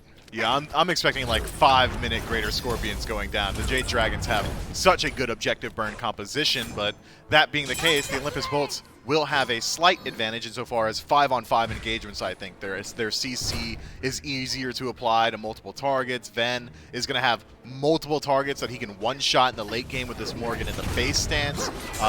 Barracuda being very safe on this Heimdall means that some of this single target damage on the side of the Dragons is going to be very difficult to land onto Barracuda. So there's some bits and pieces that really are going to start to exemplify themselves as the game goes on. I think it's hard to, identify a big standout performance in game 1 because it was kind of low kills on both sides. Both supports running down the other team's Hunter right now. It's awesome Jake who gets left in a 2v1 as Barracuda sticks on back. What did you say? Did the Scorpion already die? No, I got lost, man. Leave me alone. You were saying something about the team I was fight? looking around and I was like, I don't think so. No, yeah, they don't spawn yet. I'm gonna let you bask in that one just for a moment. Mitch. I'm sorry. Wait, no, we're basking in it now because you also. No, I want to know what you said, so I doubled down. Oh, okay. That's on Okay. me. Look at this. Sanford Soccer in behind Barracuda here. So Barra has the crystals, but both of them are already placed down. The second one will move him a little bit further back. Does he have to use the beads here? No, he does not. Instead, the Bifrost will get him out to safety. And now Awesome Jake returns some damage to the Jade Dragons. Look, you're doing the old Lasbra gank against the Lasbra's team here. You're able to force Barracuda into an awkward spot, get some wave pressure pushing for PBM and Panda Cat. Legitimately, it's such a risky play to go for these Lasbra ganks. I guess cringe gank. It's so risky to go for it at level 2 because of how much farm you are giving up. You're missing out on mid waves. You're not clearing out your back camps. There's not a lot of farm for junglers on the left-hand side. And even if Sanford Soccer is successful in getting that gank and he doesn't get the kill, he might be putting his lane ahead, but he's falling pretty significantly behind. I'd say Lasbra likely has about a half-level lead. He might hit level 5 like 30 to 40 seconds sooner than Sanford Soccer will, and 30 and 40 seconds is a long time in Smite. That's a pretty large amount of time that you have a power play where Osiris is likely going to have his ultimate, and Nemesis just won't. So Lasbra, if he can keep up his current pace, could find a small advantage in the early game here. Awesome Jay close to stealing away the purple buff. Doesn't do so. Don't think he's really at death risk here, but Panda Cat's able to put some damage into the back of Awesome Jake on his way out. A bit of a different look here from Jake as well. The Xing Chen compared to the Sobek of the last game. I don't mind it though. Look, Jake has shown us that he's good on a variety of picks here. And so the Xing Chen definitely one of them. But the Sobek felt pretty good there for Jake in game 1. Unfortunately, it's finalization now that has to play that. You think there's a similar opportunity, Myth, and we're kind of getting an idea of my question here, for the Olympus Bolts to find that continued pressure on a Sobek in the same way that they did onto an Athena in game 1? Sobek has a lot more survivability than Athena does, so maybe less kill pressure, but certainly more objective pressure. You could steal that blue buff very consistently, as Sobek doesn't really have the greatest steal potential himself. Could use that lurking in the waters to strip away the buff if you are getting invaded, but that means you're losing out on your CC immunity. Your ability to disengage is majorly hampered if you're forced to use it just to confirm your own objectives. How many times have we seen this, though? finalization, at least in game 1, we saw it plenty. Ultimate out from Haddix, and then finalization having to use the beads. Doesn't have beads this time, but it's going to be Blink, which you so often want on that Sobek. Haddix has the beads, though, this time on the Cerberus. So, ways of taking away some healing in both of the solo lane here as well, in both of the solo laners here as well, Myth. So that could be important. Heroin going Pythag's piece first and foremost. So already getting some of that magical lifesteal online. We have seen this a little bit though, haven't we, on the Soul? And then spending out into a couple of the other lifesteal items later on. Yeah, it's going to help you out a lot with, again, those objectives. So additional lifesteal means that just about anyone can tank up. That aura is incredibly strong, and now Heroin, essentially, I think, can full tank a gold 3 for your team if he's got that heat built up completely. I think that Awesome Jake shifting his attention towards Xing Chen away from the Sobek is directly a counterpick to this Jade Dragon's draft. The Ferocious Roar, the first ability for Xing Chen, removes percentage auto attack damage from anyone it is affected by. And who's auto attacking on the side of the Jade Dragons? Sanford Soccer, Heroin, and Panda Cat get the majority of their damage from their autos, and it's only pushed further by Coerce. Well, they're doing a lot less now. Uh-oh, Sanford Soccer in a bad spot here. The tether will stun, but there's a lot of damage on the Lasbra. Good who has to use Ward of the Afterlife to get away. Sanford Soccer tossed to the wayside, and Venenu on the fadeaway gets first blood. He'll transform into Cerberus here, use the disengage to leap away. Haddix eats the jump from PBM. The Jade Dragons come up empty-handed. Olympus Bolts yet again find first blood. Nice trigger discipline from Ven there. Transforms into the Cerberus, and speaking from experience, it is very easy to say, all right, I used Changeling, I want to use the other ult now. I want to use it. Does not go into the Stygian Torment. Instead, just utilizes the build from Haddix to survive that engagement and immediately disengage. First blood was the goal, and it is acquired, but yet again, the Olympus Bolts picking up kills in the early game, finding a small lead there, but the Jade Dragons, their farm is just good. Despite first blood going their way, about a 500 gold bounty, it's a dead even match still. And it was Venenu who got first blood in game 1, and that Giannis felt very comfortable throughout the entire rest of the game. Venenu, I think, got second blood as well in game 1. And so the map rotation potential from Ven, not quite there as it was on the Giannis, but the team fight change potential maybe just about even with what you get on a Giannis, just in a bit of a different form with that Changeling ultimate. Icavale early for Lasbra here. Icavale early for Barracuda as well. And I don't think it's any doubt that the Jade Dragons have great objective shred, as we've talked about plenty of times. I don't think that you can just ignore the Bolts and their ability to take down some of these early objectives, though, either. No, they've got decent potential, and Lasbra going for the Icavale as well means that maybe a little bit less damage overall, but way more damage inside of the 1v1. I was expecting a Stone Cutting Sword, similar to what Sanford Soccer was going for, but it seems like Lasbra isn't as interested in the neutral objectives themselves. Instead, it's more so about that team fight. Awesome. Jake sees PBM around the corner, will leap away once and twice, and the hammer won't connect there. So there's a big change, really, in the duo lane here, Myth. No Chernobog for Barra. Panda Cat on the Rom here this game. Rom has felt very comfortable, hasn't he, for a lot of the hunters here in this league. Artemis is kind of first and foremost. Rom is tended to be that second, then pick afterwards. And depending on the way that this build goes, and maybe even independent of the way this build goes, the ability for Panda Cat to set up a fight, not even disengage himself, but set up a fight with that ultimate, gives something for the Olympus Bolts to think about. You could half health then, half health Barracuda by the time this game is getting into the late. Yeah, I completely agree. It may be a little bit more difficult to utilize that Rom ultimate to stop Ven, as he does have the stealth. Kind of hard to find those snipes when they're invisible. You don't trust Panda Cat? No, you know what? I didn't even take into account that it was Panda Cat. You're right. Panda Cat finds those. That's raw game sense. What, are you biased? So Panda Cat's going to have a really hard time finding those snipes because Ven's going to be invisible. No, I think you're right. Maybe more so Barracuda, as his mobility is a little bit more one note. You have to sit inside of that Bifrost for a little bit longer than the snipes really can ring true. But maybe it's Mike in some trouble. PBM takes the Stygian Torment. Oh, look at the leap right back in. He'll use the transformation. He's buying himself a little bit of time, but Haddock says no way. And PBM falls for the second kill this game, and Haddock's now on the board. Ven finds the snipe. Stygian Torment is good. Sanford Soccer is not able to keep chasing out that kill, but he does find Lasbra in the back. And the Jade Dragons get their first kill of the set. Haddock's an awesome Jake. They're not out of dodge just yet, and Sanford Soccer reminding Jake of it. He's still on the chase, but will chase no further. Now a chance to take away some of this back farm from Lasbra, who's dead, back in base for the next 5 seconds. And here's that early objective shred that we knew the Jade Dragons have. Tier 1 tower down, 9 minutes in. Barracuda a little bit slow on the rotation, but Panda Cat rolling forward puts himself in a poor position, forced to use the beads. Barracuda's got to carry the rest of this fight with his damage. Panda Cat's got to do the same as well. Barra turns around, dashes away with his ultimate, but what does Haddock have? He's not got a chance, that's for sure. And Panda Cat evens up the kills here. Jade Dragons keep things competitive in the first 10 minutes. They cannot get goose eggs twice in a row, and instead, they turn that fight on its head. Early rotation from Panda Cat. Make sure that a tier 1 tower falls, as well as the team fight going their direction. Haddock's a little bit early on the beads as well. Immediately plucked out by Fine. Okay, great setup there. Barracuda wasn't even allowed to use his ultimate aggressively, had to use it to escape that situation.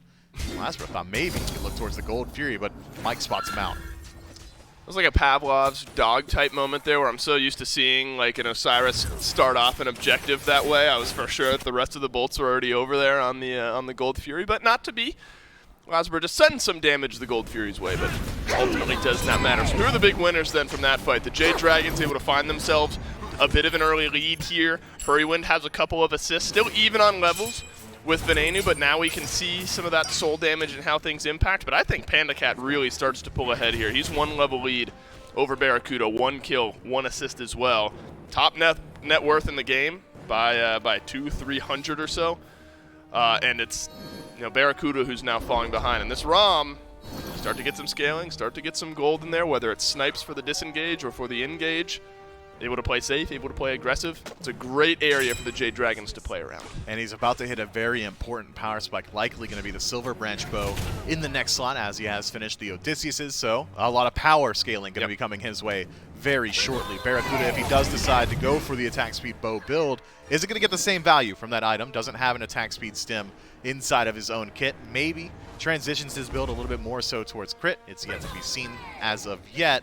But for now, who comes out ahead? It's got to be the Jade Dragons. That tier 1 tower being stripped away removes so much safety on the map from the bolts and opens up the door for things like this. A very fast Pyro. Oh, it's fast and it's gone. Jade Dragons, another bit of gold trickling into their back pockets here. And so the Olympus Bolts on the back foot for the first time so far this set, and the Jade Dragons, these are their types of moments. Remember, we talked about the Bolts and their ability to take a small lead, make it bigger. The Jade Dragons also have that ability. And the Olympus Bolts, the team now looking for an answer here in this game. I wonder where Mike goes. We're still 3 levels away from level 12 here for Mike. You think a Frenzy is overkill for this team? No. I kind of want to see it. Hey, just lean into your strengths. Why not? I think Frenzy would be actually a very intelligent pickup. I mean, the Death said leave him alone for 10 seconds, and the Dragons rather are going to blow up any objective.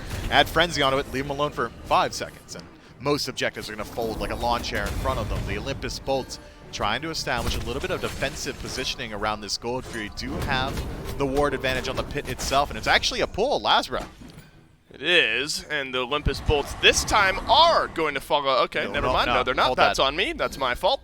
Caster's Cursed on the objective pull there are the Olympus Bolts. That's just a bit of a reaction check, you think, against the Jade Dragons. We'll start this up, and if you poke your head around the corner, it's gone. You have to be hyper-aware of Panda Cat being on the left side of the map, though. It's not the greatest big burst damage as far as steals go in the game.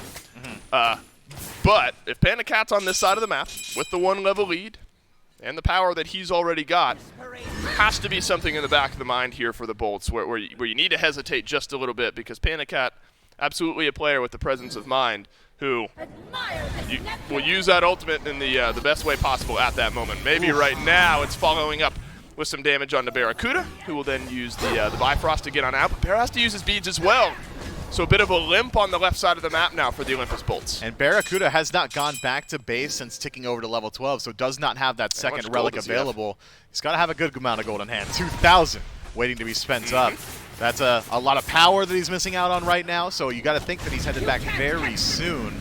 And that could be, again, another opportunity for the Jade Dragons to either A, push the lead onto Barracuda and try and shut him down before he gets that relic, or B, go to the Gold Fury utilizing that back timing. However, it is actually Panda Cat who goes back to base first to finish up that Silver Branch. So neither team going to have a really good opportunity here to look towards this objective. Final K, though, does make the rotation out of lane. And as always in Smite, if your solo laner is near the Gold Fury, you're probably looking for that Gold Fury. Time to drop the gloves and fight this Fury, say the Jade Dragons. Maybe in a minute. I'm getting a bit ahead of myself here. Stop cursing it, man. Yeah, there we go, baby. Panda Cat has pulled it. I'm right this time. It's a transformation from PBM, but the Olympus Bolts close by. A fight brewing around the corner here. Reset. Unless it's not, as we get a bit of a reset from Awesome Jake. Leap over the wall from Haddix. Gonna root down onto Fino-K, who gets a stun onto Haddix in the back line, though. Lasbro's alone with Heroin here, who uses the beads to get out of the stun. What's happened to Fino-K? Well, he's been left alone, says I. Big whirlwind of rage and steel sends Heroin right back to the Olympus Bolts. Backside is Sam for Soccer, though, trying to get a kill on Barracuda, but he won't get it. Haddix finally circles back and picks up the kill, and Panda Cat takes out Lazar on the back end. Barracuda forced to use the beads, but it's the Olympus Bolts in the dominant position here, able to fall on back to the Gold Fury. Jade Dragons have a difficult question in front of them. You got to put up a defense here. Panda Cat used the snipes to get the kill onto Lasbro. Does not have the ability to range steal here in this fight. Awesome Jake is low. Barracuda is half HP as well. The Gold Fury gets reset. Get used to that. And Sam for Soccer will back away. I've decided I'm just not going to call a Gold Fury until it dies for the rest of this game. For the rest, okay, maybe just this Gold Fury. Primals and Onis, those are different, right? Yeah, that's right. That's very important. Gold Fury kind of resets that. I'm going to forget about this rule by the next time that it gets pulled. Big important thing, though, Myth, is that the Olympus Bolts don't roll the dice on a steal, because for the time being, the Jade Dragons still have about a 1,000 gold lead despite that 1 kill advantage. And the Jade Dragons take that fight in such a wishy-washy way, right? They're getting separated inside of the engagement. You got PBM in the back line. Heroin essentially kites in Haddix and Lasbra that entire time. Comes in from the mid lane, and nobody really from the Dragons goes in to peel for him. I kind of feel bad for Heroin because he was surrounded by his team, but it didn't seem like it, did it? The Olympus Bolts were allowed to do anything they wanted. Barracuda almost takes out Panda. Minions, go! Oh, the minions don't get it. Does Panda Cat have his ultimate? No, he does not. So Barracuda's still alive. Fino-K plucks Venenu. Naturally, that matters because the rest of the Jade Dragons are right there. I didn't see him, and Venenu didn't either. He comes to save his ADC's life, but pays for it with his own. And now PBM will transform as Awesome Jake and Haddix try to disengage. Big Stygian Torment from Haddix, but how much does it matter? Not much at the moment, because another pluck finds its way into Awesome Jake. Watch Lazar, who just joins the engagement, isolating finalization with the slows. We're taking a lot of damage from Heroin spreading the damage out evenly, and the Olympus bolt starting to melt under the pressure, but the Odysseus bow doing some work here for Barracuda. That's going to force finalization back for the time being. It's the Gold Fury that will not fall. All right, we're pulled, baby. We got to do this one, Jade Dragons. We're going quickly. And finally, we go down. The curse has been cleared, and the Jade Dragons get a big gold lead. 1 for none and an objective to boot. Jade Dragons able to close up a little bit of that gold lead and put it back in their favor, now approaching that 3,000 point. And last time around, it was the Olympus Bolt 17 minutes in, looking at a lead just like this. The Jade Dragons even across the board insofar as kills, 4 to 4. But Pyromancer is available on the Olympus Bolts, grouping up again here. Want to be able to pull back just a little bit in their favor. Pyromancer looked at. PBM is going to round this corner here. Come on, baby, hammer steal. Just because I want to see it, he jumps in, and the hammer won't get it, and the Olympus Bolts take the Pyromancer. When we have so much conversation, Miff, around auto-attacking, objective shred, damage shred, tank shred, attack speed is largely what that conversation is based around. Of course, coerce very important in that regard. And then you wonder about itemization outside of just Panda Cat here. Things like Shogun's Kusari. On the flip side, though, you have to look at how the bolts want to itemize against it. I wondered if we would start to see a Witchblade from someone on the bolts.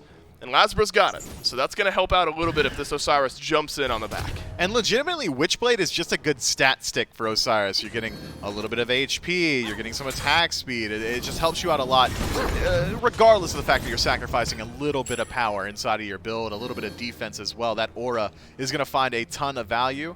But in order to utilize that aura, you have to stick around inside of these engagements. And Osiris, as it stands, Lazra, as it stands, does not have enough defense in my mind to stick around in these engagements very long. Has to be very choosy with where he goes in. He's at a 2-level deficit. He doesn't really have any dedicated defense items. I mean, Wingblade, a little bit of magic protections. Witchblade, a little bit of protection as well. But outside of that, he's really not dealing a ton of damage. And the Tank Buster build, or the Tank Buster composition, rather, from the Jade Dragons is already going to hamper him as well. I think if anyone's supposed to pick up Witchblade here, it should be someone who's able to stick around a little bit longer. Maybe Haddix, maybe Awesome Jake. Maybe Haddix will pick that up later. Maybe Awesome Jake will pick that up later. Yeah, you got the attack speed stim anyway. Then you got a Shogun's Kusari. Then you've got an upgraded Frenzy. The Jade Dragons are going to be swinging. Unfortunately, the Coerce might not be there for this fight. Mike transforms after popping the Frenzy in the back. Goes Haddix, the Whirlwind of Rage and Steel. He's still alive? Sends PBM right on back. Who what? Oh my god, Mike jumps away. And live on he does. Venenu has to use the transformation here to get some damage in on the final K as Awesome Jake blocked on back, and Heroin picks up the kill. Jake has got to be dumbfounded right now. Tosses Mike at 1/100th HP into the rest of his team, and Mike's now accosting Lazra in the lane. It shouldn't have happened. Mike is playing with a life that he does not have. And PBM with the wherewithal to pop the Frenzy before he transforms to keep himself alive gave the Jade Dragons an initial pushback there in that fight. So the World Tour of Lazra begins. And this is just a bit of chase down, maybe to delay things. The slow does connect, but then Lazra's got a slow of his own, a stun of his own as well. This one's going to go on for a while. These are always fun to follow along with. Another slow on a Sanford Soccer. Do you know how to do the Benny Hill music, just like off the top of your head? Can I bait you into that? Do you want me to sing Benny Hill like the guitar riff? Or is it? Wait, maybe Benny Hill's not the right one. No, that's the chase music. All right, so now we've got 2 players in this game that have lived with like 10% HP. I don't know if anyone in production can check back and whisper to me with how much HP PBM had in that last fight. But the way that changes everything, doesn't it? There's so much poured into Polar Bear Mike, and they don't even get the kill. Lazra had 16 just now. Good God. And I think Mike was somewhere pretty close to that as well. More than he needed. Luckily, that's not wildly impactful here for the Jade Dragons, but it could be, Miff, pretty impactful for the Bolts to keep their Osiris on the map. I think had the Dragons taken out Lazra, that's a fire giant push, Dave. I mean, that's how desynced his death was, but now Olympus Bolt's able to maintain a little bit of composure here, can show up and try and put up a defense. 5,000 gold in the hole. And it is actually the Jade Dragons starting it up. 21 minutes into this game, first fire giant pool. Upgraded Frenzy in 4 seconds. PBM transforms, jumps onto Haddix. I'm keeping my eyes on the silver branch down on the bottom of the screen for Panda Cat. Let's see how high that number can get it. To pluck onto Haddix, and Final K has not missed many this game. Lurking in the waters, mitigates Stygian Torment. As Sanford Soccer walks towards the back, what's happened to Lasbra's health bar? It's gone, Dave, it's gone.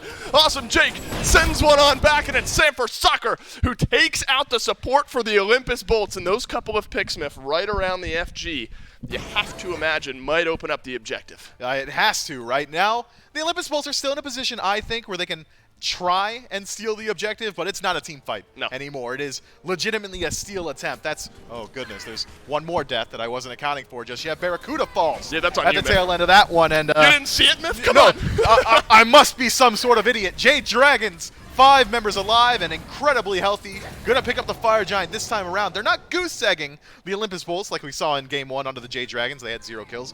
But it's essentially the same pacing, isn't it? The Jade Dragons are completely in control.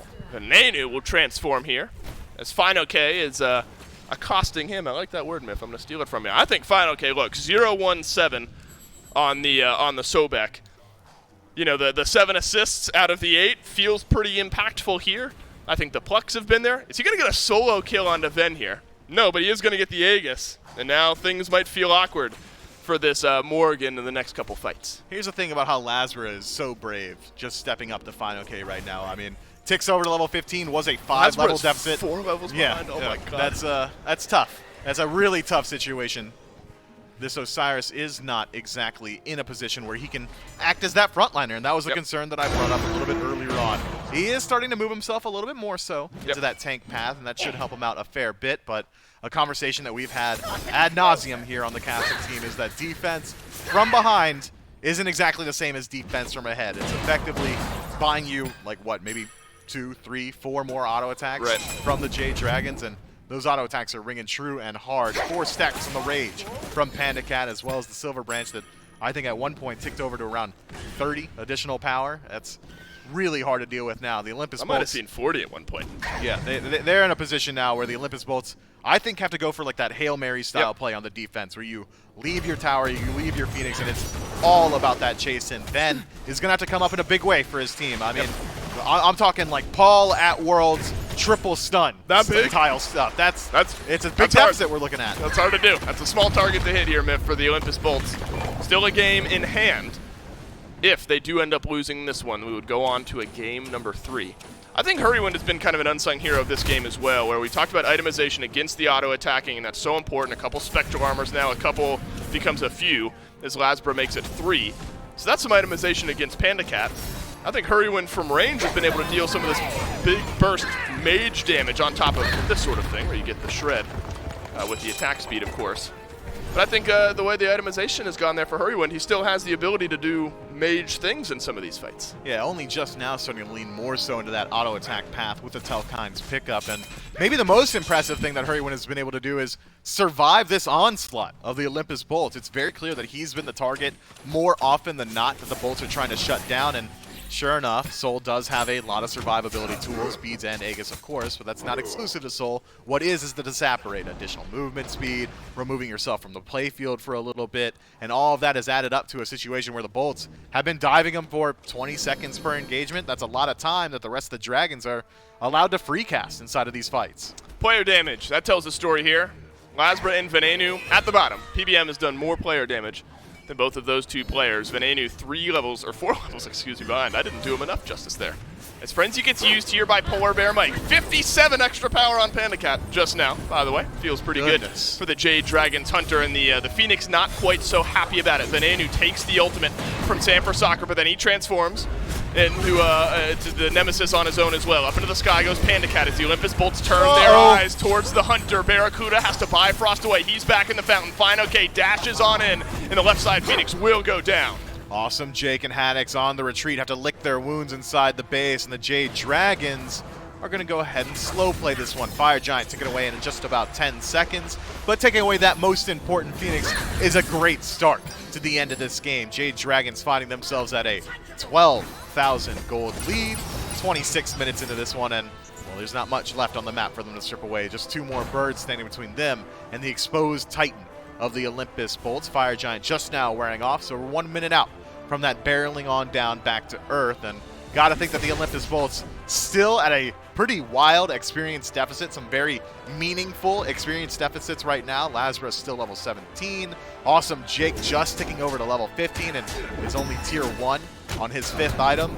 I'm not sure that they're in a position, the Bolts that is, where they can defend this Fire Giant. It's all coming down to the base defense, and I said it earlier, we need Ven to come up in a big way. Sanford Soccer isolates Ven inside of the fight, uses that ultimate, and from there, Ven fires back the exact same one at Sanford Soccer, but that's a lot of team fight presence lost immediately by the Olympus Bolts. Yeah, watch out for Sam. He's got Bloodforge now in these fights, so a little extra. Reckless is not the right word, but I think the spirit of it is correct, where you now have the Bloodforge. If you're able to kind of go overboard a little bit to finish off one of those kills, and you're able to get the shielding, then you can just keep running things down here. Fire Giant will respawn 3 minutes shy of being enhanced. Will the Olympus Bolts reply? I don't know if they can reply fast enough because we are 6 seconds into an FG pull, and the Jade Dragons have already taken it down. Sanford Soccer on the chase, but he gets stunned here. That's all she'll be, and then that lifesteal will keep Sam nice and topped off. Right side Phoenix starting to look a little nervous. Bolts fans, put your hands together and start praying for Venenu right now, because he has to be the one to come up in a big way. Haddix can burn beads, Lasber can act as front line, Jake can washing machine whoever you want, but at the end of the day, it's going to have to be burst damage that shuts down the Jade Dragons, and it's only Ven who's got that level of it. You have got Barracuda for consistent damage once that CC does start to ring true for the Olympus Bolts, but these priority targets, I'm talking about Panda Cat, I'm talking about Heroin, haven't really been under threat in these last couple of team fights. Someone has got to work their way back there, and I'm not sure who it can be besides Ven. Venenu has climbed up the damage charts just a little bit, still behind Awesome Jake by a whole 12 damage. It's not quite getting blown out of the water by his own support. Still, Lasber's just not been able to find the opportunity to go in and find any damage of his own. Bottom of the damage charts by about 1.5k. Here's the go button from PBM. He'll transform. Frenzy awaits around the corner. We'll watch out for the big old spread coerce. He's palling. That has now caught a couple of targets. Venenu reveals where he is on the back. There was a ward there anyway. And without really any pushback, Myth, the right side Phoenix is gone. Here's the engage from Sam. Yeah, your prayers are not going to get answered. Venenu, he'll transform the lifesteal from the build, keeps him on the map. And maybe that's what the Bolts need. Awesome Jake blinks his way forward, but finds nothing. It's just Haddix getting shredded. Well, Barracuda, goodbye, PBM. He'll get the kill. Panda Cat will have one as well. The Olympus Bolts, their hopes in game 2, dashed by the wayside as they are routed by the Jade Dragons. Apparently, Myth, we're not going to have a close one here. These two teams are going to steamroll one another. Jade Dragons are able to answer back in game 2. Hey, we get a little example there at the tail end. Olympus Bolts try again to shut down Heroin, and like 50 HP, yet again, Heroin uses the Saporate and walks on out of that engagement. You're right, Dave. This is not these are not back and forth games. It's a back and forth set to be sure, but it seems like whichever team wins is going to win pretty hard. Let's jam, say the Jade Dragons here. I don't know. Can't quite read that one. Oh, no, it says we're going to a game 3. We are going to a game 3. Where does it say Something about these top 4 matchups this weekend. In game number 3, will the Bolts win it, or will the Jade Dragons end off our SPL weekend with a win? Stick around for game number 3 right after this.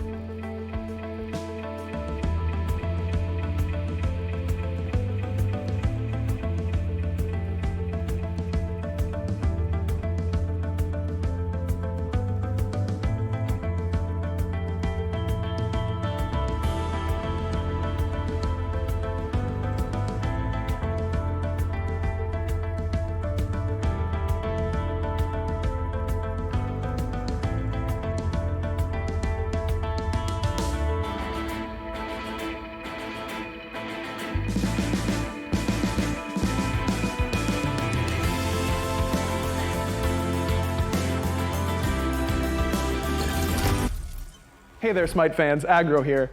Look, every single year, the SPL just keeps getting better. Season 7 was incredible, and in Season 8, I'm sure our players are going to take their game to the next level. But in order to do that, they're going to need the best gear they can get their hands on. And that's why I'm so excited to announce the title sponsor for Season 8 of the SPL is Alienware.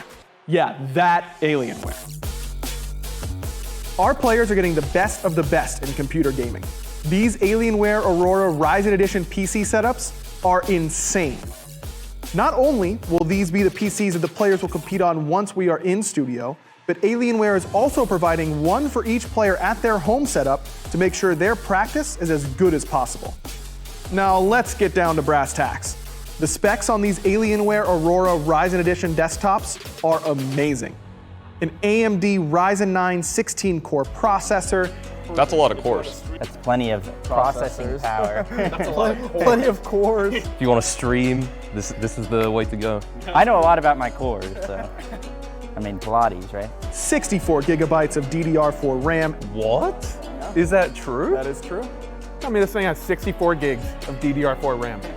Which you can do literally anything with. Literally anything. I've never had more than 16 gigs. That's quadruple the amount I have at home.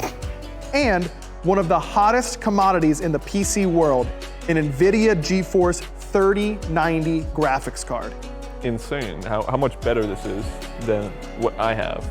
The best graphics you really need, Ultra, of course. Content's gonna look good. And what's the point of all the power if you can't see it? Players will also be using the Alienware 25-inch 240 Hz monitors. Man, when I load into scrims with this bad boy, I'm gonna feed so hard. And it's gonna be in perfect picture quality.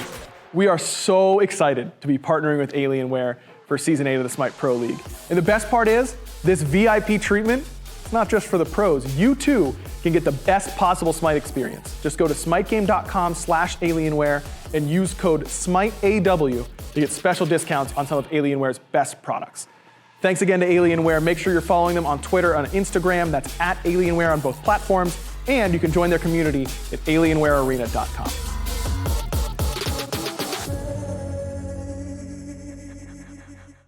Back to the desk after game number 2, and Jade Dragons a lot more fight back in this one, able to not only get a kill this game, but end up taking the set for themselves, and that's all thanks to our title sponsor, Alienware, providing those pro performance PCs for our professional players. You too can get your hands on some of that great gear.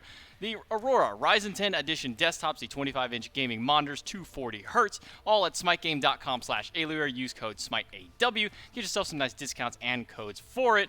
But back into game number 2, Taco. Jade Dragons, not only do they have some fight back, like we said, if you leave them alone with any objective, any structure for more than 10 seconds, it's going to be gone. That last fire, John, I think Dave said it was, 6 seconds they killed that thing. Yeah, it was pretty ridiculous how fast a ROM with a lone rage can actually help tear that down. Soul, of course, putting in the work as well. But more importantly, J-Mag, I think it didn't even really matter for the Jade Dragons whether those objectives were left uncontested or not. Any time that Bolt's front line tried to come near, they were just picked apart. And I think that the real difference maker here was just that comparison of having the ROM, the Soul, and the Nemesis, just a true frontline tank killer type of style draft from the Jade Dragons. And Jade Dragons, they definitely learned their lesson from game number 1. And I think, if anything, one of the primary switch-ups I would probably anticipate would be Olympus Bolts maybe looking to take that Soul away from Hurry, because they tried so hard to shut this Soul down early on, but Hurry just kept surviving.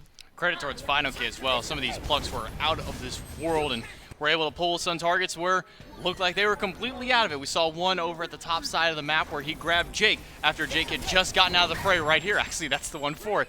Just able to get these nice plugs at these very low health targets, just throws them right into the clutches of Sam or Heroin or even Panda Cat, and they're just able to capitalize on them so well. I'm kind of with you here. I think we may need to see a little bit of targeting towards this Soul, because Heroin performed very well on it in this game. You can see across the board pretty even as far as the stats go. 4 kills for Sam, 4 for Panda Cat, but a nice even spread amongst the group. And not only that, but I think also the displacement effect from the Sobek that we were kind of keeping an eye out for with that adjustment to the Sobek over the Athena that we saw from the Jade Dragons in Game 1. It's not like, fine, okay, wasn't putting in the deeps either. 18,000 from the Croc, so very evident that Venenu, Barra, really just struggling to try and work their way into the backlines, and more especially Lasbra. I mean, we're not used to seeing him this far down in the player damage charts, much less when he's on the Osiris, but I just think that goes to show just how effective this Jade Dragon's composition actually was in game number 2 in terms of just preventing these tanks from prospering. Yeah, usually when Lazarus on the chop, he does a little bit more damage than that, but he just got shut out entirely. Every time he wanted to try and fight, he was being CC'd by PBM or pulled back by Final K and thrown into the clutches, so he never got a chance to really get any kind of initiation. The peel was just a little bit too much for him to deal with. He couldn't close that gap, and I said, when he finally did close the gap, he got yanked right back from it. So maybe a switch up in the Performance 4, or maybe taking some of these more quintessential picks away from the Dragons for this third game picks and bans. But if we're keeping it real, this is pretty much what I would have expected. Not necessarily Bolts taking game 1, Jade Dragons taking game 2. It could have been a vice versa, but a game 3 is definitely 100%. Something that I think neither of these teams is going to be able to walk away from, because they're just so good, I think, at making adjustments, and I think that's one of the big separating factors right now for the top end of the league in comparison to the mid and a little bit more beyond that. But it's really just the fact that these teams are great at being innovative, and I think that right now Olympus Bolts, they kind of tried to get away with a very similar comp to what we saw them run in game 1, because if it ain't broke, don't fix it. But Jade Dragons, they didn't just break it, they practically demolished it, so would definitely expect some pretty heavy adjustments here out of the Bolts. Yeah, we do see typically if it does make it to these game 3s, we see a lot of on-the-fly adjustments from both these teams, whether it be in the drafts or just their mentality and play style along with it. So we get ready for picks and bans of game 3. The Hurry wins Giannis was a topic for game number 1. It didn't matter because Venenu took it, and that was one of their biggest struggles. So what did the Bolts do? Well, since they didn't have first pick, they decided to ban it away. Now with Dragons once again having the first pick, do we see Giannis be another ban for the Bolts? Could potentially still be on the cancel out patrol here from the Bolts, and yeah, they're not going to take their chances. They do not want to allow the Jade Dragons.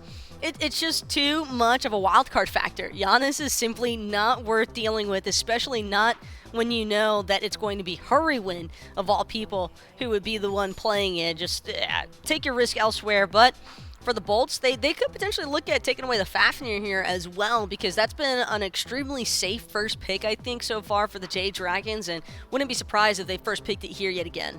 Well, it is the same 3 bans from the Dragons one more time here in Game 3. Ymir, Hell, and Gilgamesh. Flip side, it's the same 3 from last time. Yemoja, Tiamat, and Giannis all taken away, making sure that Yemoja, once again, does not fall into either team's hands, no matter whether you're the first or second pick, because I'm willing to bet the Jade Dragons, they'll give up the Fafnir if they can have a chance at a Yemoja, so Bolts make sure to ban that away.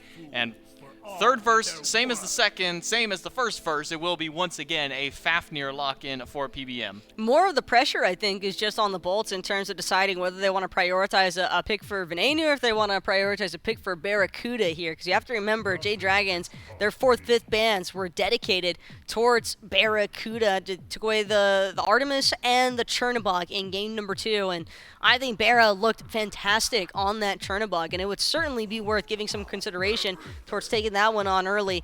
But Bolts, Fenrir, he's a pick that it's not that he's necessarily fallen out of the meta, so to say, but he's definitely been a little bit lower in the popularity charts as of late. But 2 really good boy doggos in favor of the Bolts now versus the Fafnir. So now they just need Anubis to round out, and they'll have the team of best boys, and that's all that matters. Then they just automatically win. There's nothing further in the draft there. They draft those 3, and it's just game right there, right?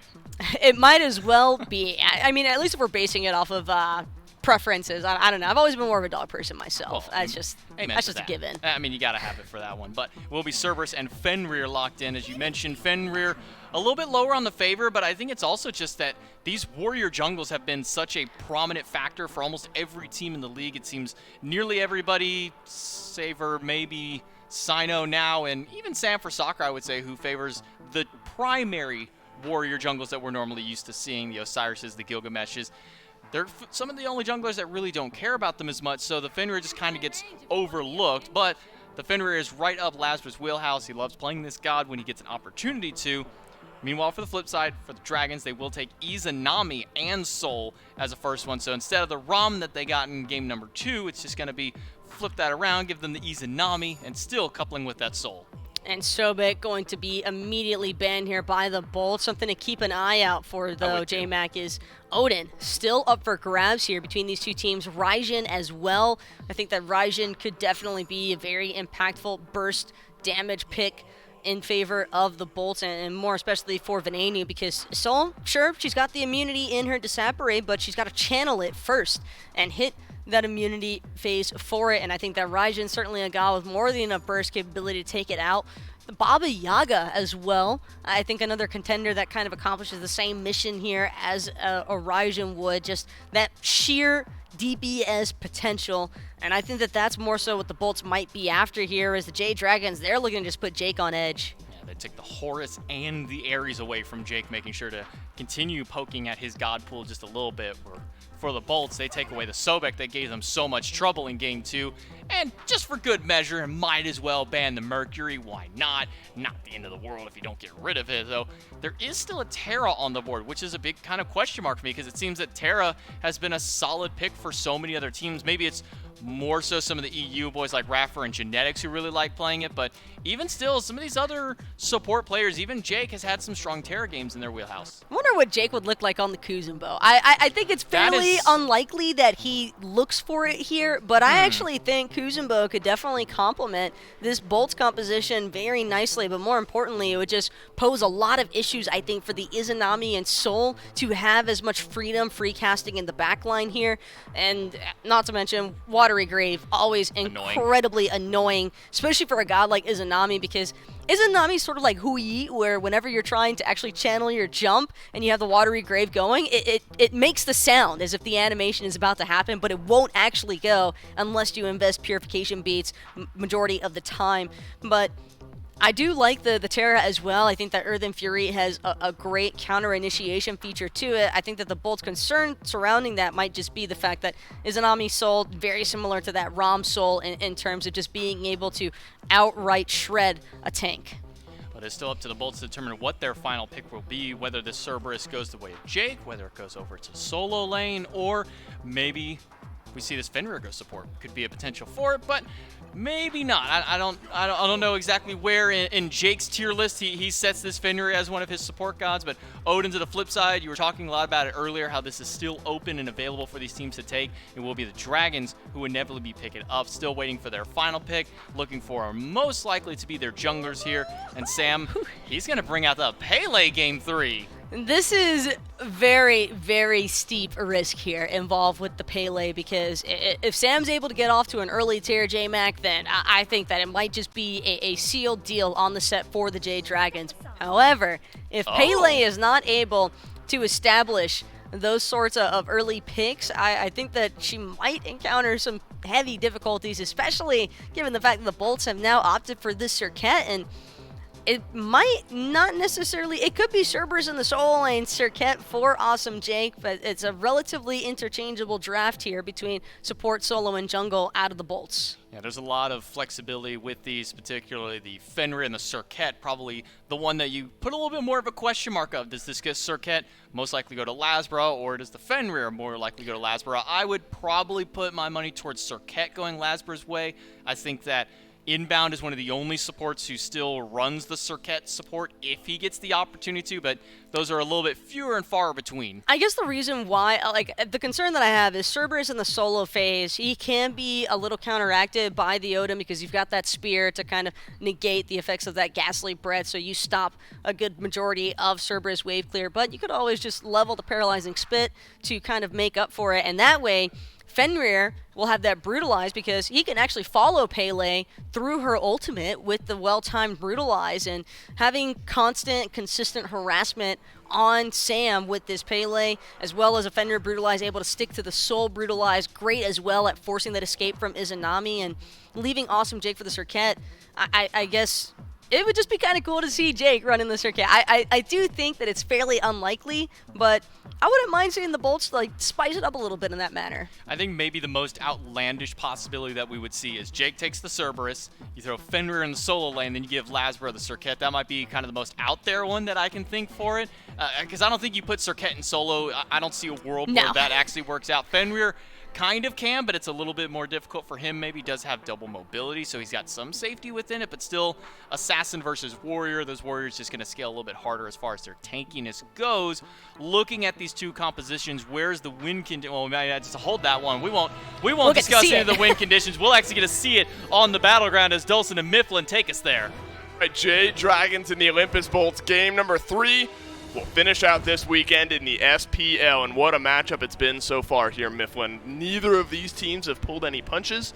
The Olympus Bolts roll over the Jade Dragons in game 1, and then it's an answer back swiftly by the Dragons in game 2 by a very similar comp, isn't it, for the Jade Dragons? You get a Fafnir, you get a Soul, you get an attack speed Hunter, and something in the jungle that can utilize it as well. And then some setup from finalization. Won't have the Plex. Instead, we'll have the Odin Cage this time. Jade Dragons riding a similar comp here in Game 3. Yeah, you can see the hands of Kabam at work here. That's the coach of the Jade Dragons, and clearly has come into this week with a explicit strategy on how they're trying to approach this game. The Deaths is bringing up that maybe we might see a little bit of the 408 on Circat, but it is going to be Fenrir support this time around, and Haddix piloting the Cerberus. Was there ever a real chance of that? Well, I mean, we've seen Circat support. We haven't seen the 408 do it. Well, this is why you put Awesome Jake on Fenrir. He drops horrific emblem. Panda Cat running away. A couple more odds, baby. Yeah, first blood for the Bolts. Less than a minute into game. Wait, hold on. Could be worse. Mike takes the stun. Not enough damage. But the damage is done. The Olympus Bolts find first blood, and it's on to Barracuda. Bro, Jake totally could have killed Mike. He ticked over to level 2, levels his brutalized, goes for it. It would have cost him his life for sure, but could have done it. Would have been cool to see. Clean play from the Olympus Bolts. First blood. Going the way of your Artemis, one of the strongest late-game hyper carry hunters in the game, getting off to a roaring start with a pre-1 minute first blood. Yeah, that is a tough one for the Jade Dragons to come back from, and maybe one of the largest separations we've seen in the early game. That is nearly 1,000 gold already. And the fact that it happens to PBM and Panda Cat, particularly surprising. Jake and Barracuda, very, very good at the game, of course, but PBM and Panda Cat, not a duo lane you expect to fall down in that fashion early on here. Panda quick on the disengage, and he's going to have to continue to be quick. Beats down for the next minute and a half. Sam for Soccer with just a lazy rundown of Lasbra. Sam's got a lot of health to work with here. Lasbra does not. But without really knowing where the rest of the Bolts are, Sam for Soccer won't really chase him down. But look at this. Haddix is going to rotate out of the solo lane here. Maybe help out Lasbra, who's now topped off. It's a taunt in. Sam for Soccer, half HP. Haddix is not there, but it's a Thunder Crash in from Venenu. Raiju, no good. Beads on the other side. Lasbra waits out for the blink, and he's got it back up. 2 kills on the board now for the Olympus Bolts. Sam thought he had done enough damage to Lasbra to keep him out, but early on, the 250 health you get from an HP potion is just enough. Fine, okay, though. I don't know if he has Thunder Crash, Venenu. Now he does, and it goes back towards Lasbra. Had to use the beads, though. And finalization rotates out of the solo lane, so this is now a chance for Haddix to push down a bit of an advantage. It's a red buff invade from Awesome Jake. The Olympus Bolts in every facet of the game right now, pulling little leads. The Jade Dragons need to get something here, and it looks like they're going to come up empty-handed. Barracuda is on the chase here, as is Sam for Soccer, but maybe it's a collapse in. Knockup's available. Awesome Jake brutalizes forward, but immediately has to leap away. There is damage from the Jade Dragons here to make things interesting, and instead it's going to get turned around onto the purple buff. Awesome Jake is going to have to do a whole lot of sustaining if he wants to jump into this fight with any sort of confidence. Heroin keeping him at bay here as the purple buff gets reset. It's a jump out from Lasbra. These two teams, they're toe-to-toe here, but nobody's swinging at one another. And finally, the Jade Dragons have had enough, and they'll leave.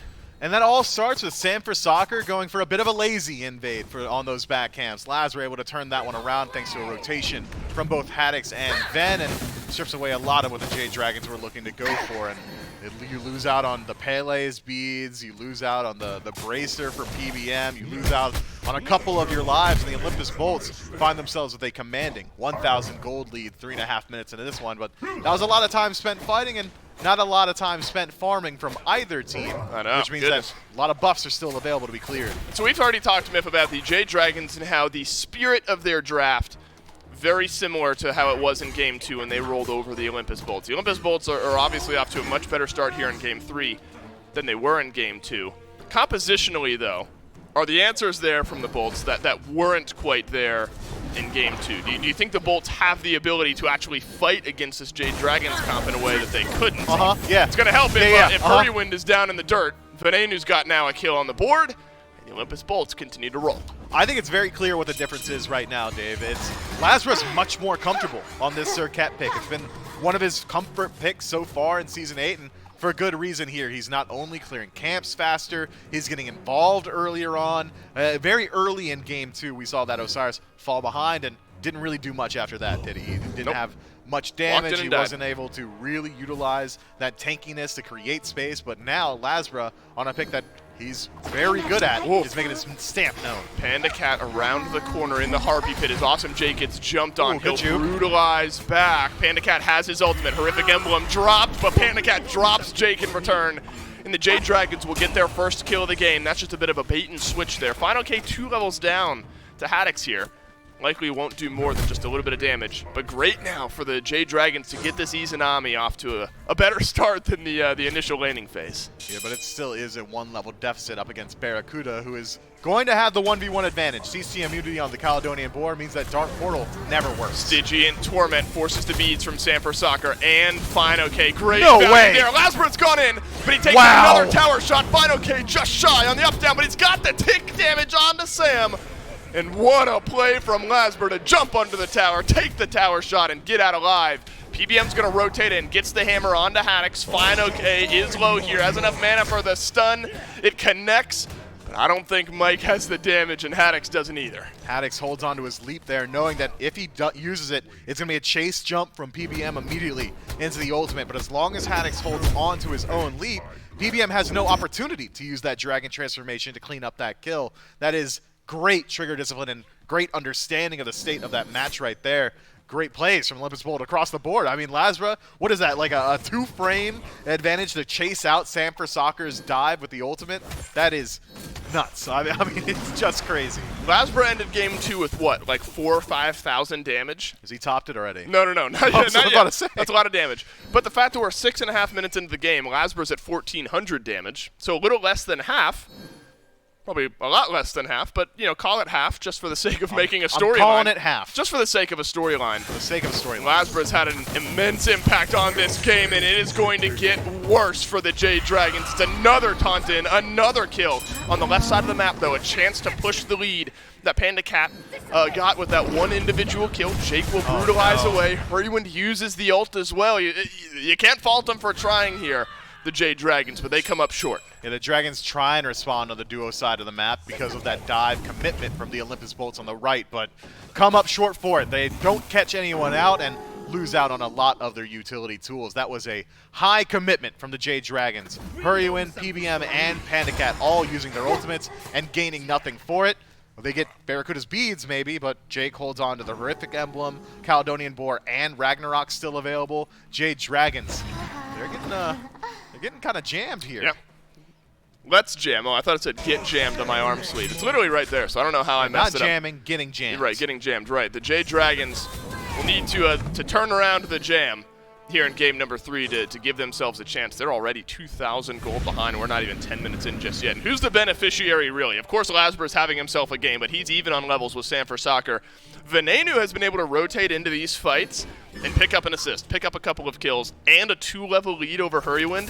The last place I want the enemy Raijin in is a 2-level lead over my mid laner. Panda Cat jumped on, uses the beads, doesn't get the slow onto Awesome Jake, but Lasbra, of course, is close by. There's the ultimate from Panda Cat, but Jake will shrug it off, dust off his shoulders, and go right back to farming here with Barracuda.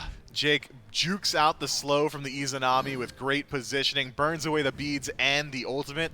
Barracuda's in a position now where he could just go for the solo kill. I don't think PBM can leave Panda Cat alone in lane with Barracuda right now. There's not much he's capable of doing, and Sledge pickup, that's good eyes, Dave. That's good damage. It's a fair deal of just HP inside of your build. It's really making Jake a much larger threat on the map, sacrificing a good deal of defense and aura defense for the team, but with the pace that the Bolts are setting right now, I think that power is going to fit them way better.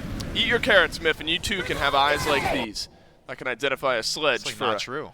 It's a rumor. Supposedly it I don't know. I'm gonna spread. God, so much misinformation. Yeah, I know. I forgot what we were talking about earlier, but I'm gonna avoid going down on that trend any further. So Lasbra has gifted over some advantages to Venenu here in this game, but also over to Haddix. There's been a lot of pressure on the right side of the map as well. Venenu was able to rotate instead of Haddix for one of those right side kills. So finalization now 2 levels down to Haddix on this Cerberus, and this Cerberus pick feels just so difficult to play against because, of course, you get tanky. You know, of course, they're set up for your team. There's a lot of damage coming out of that pick there as well, especially with a 2-level lead. And so you got to imagine it's a similar game plan here for the Boltsmith to how it was in Game 1. Let's keep funneling some pressure on the right here, maybe even over on the left because Barracuda's got a kill advantage.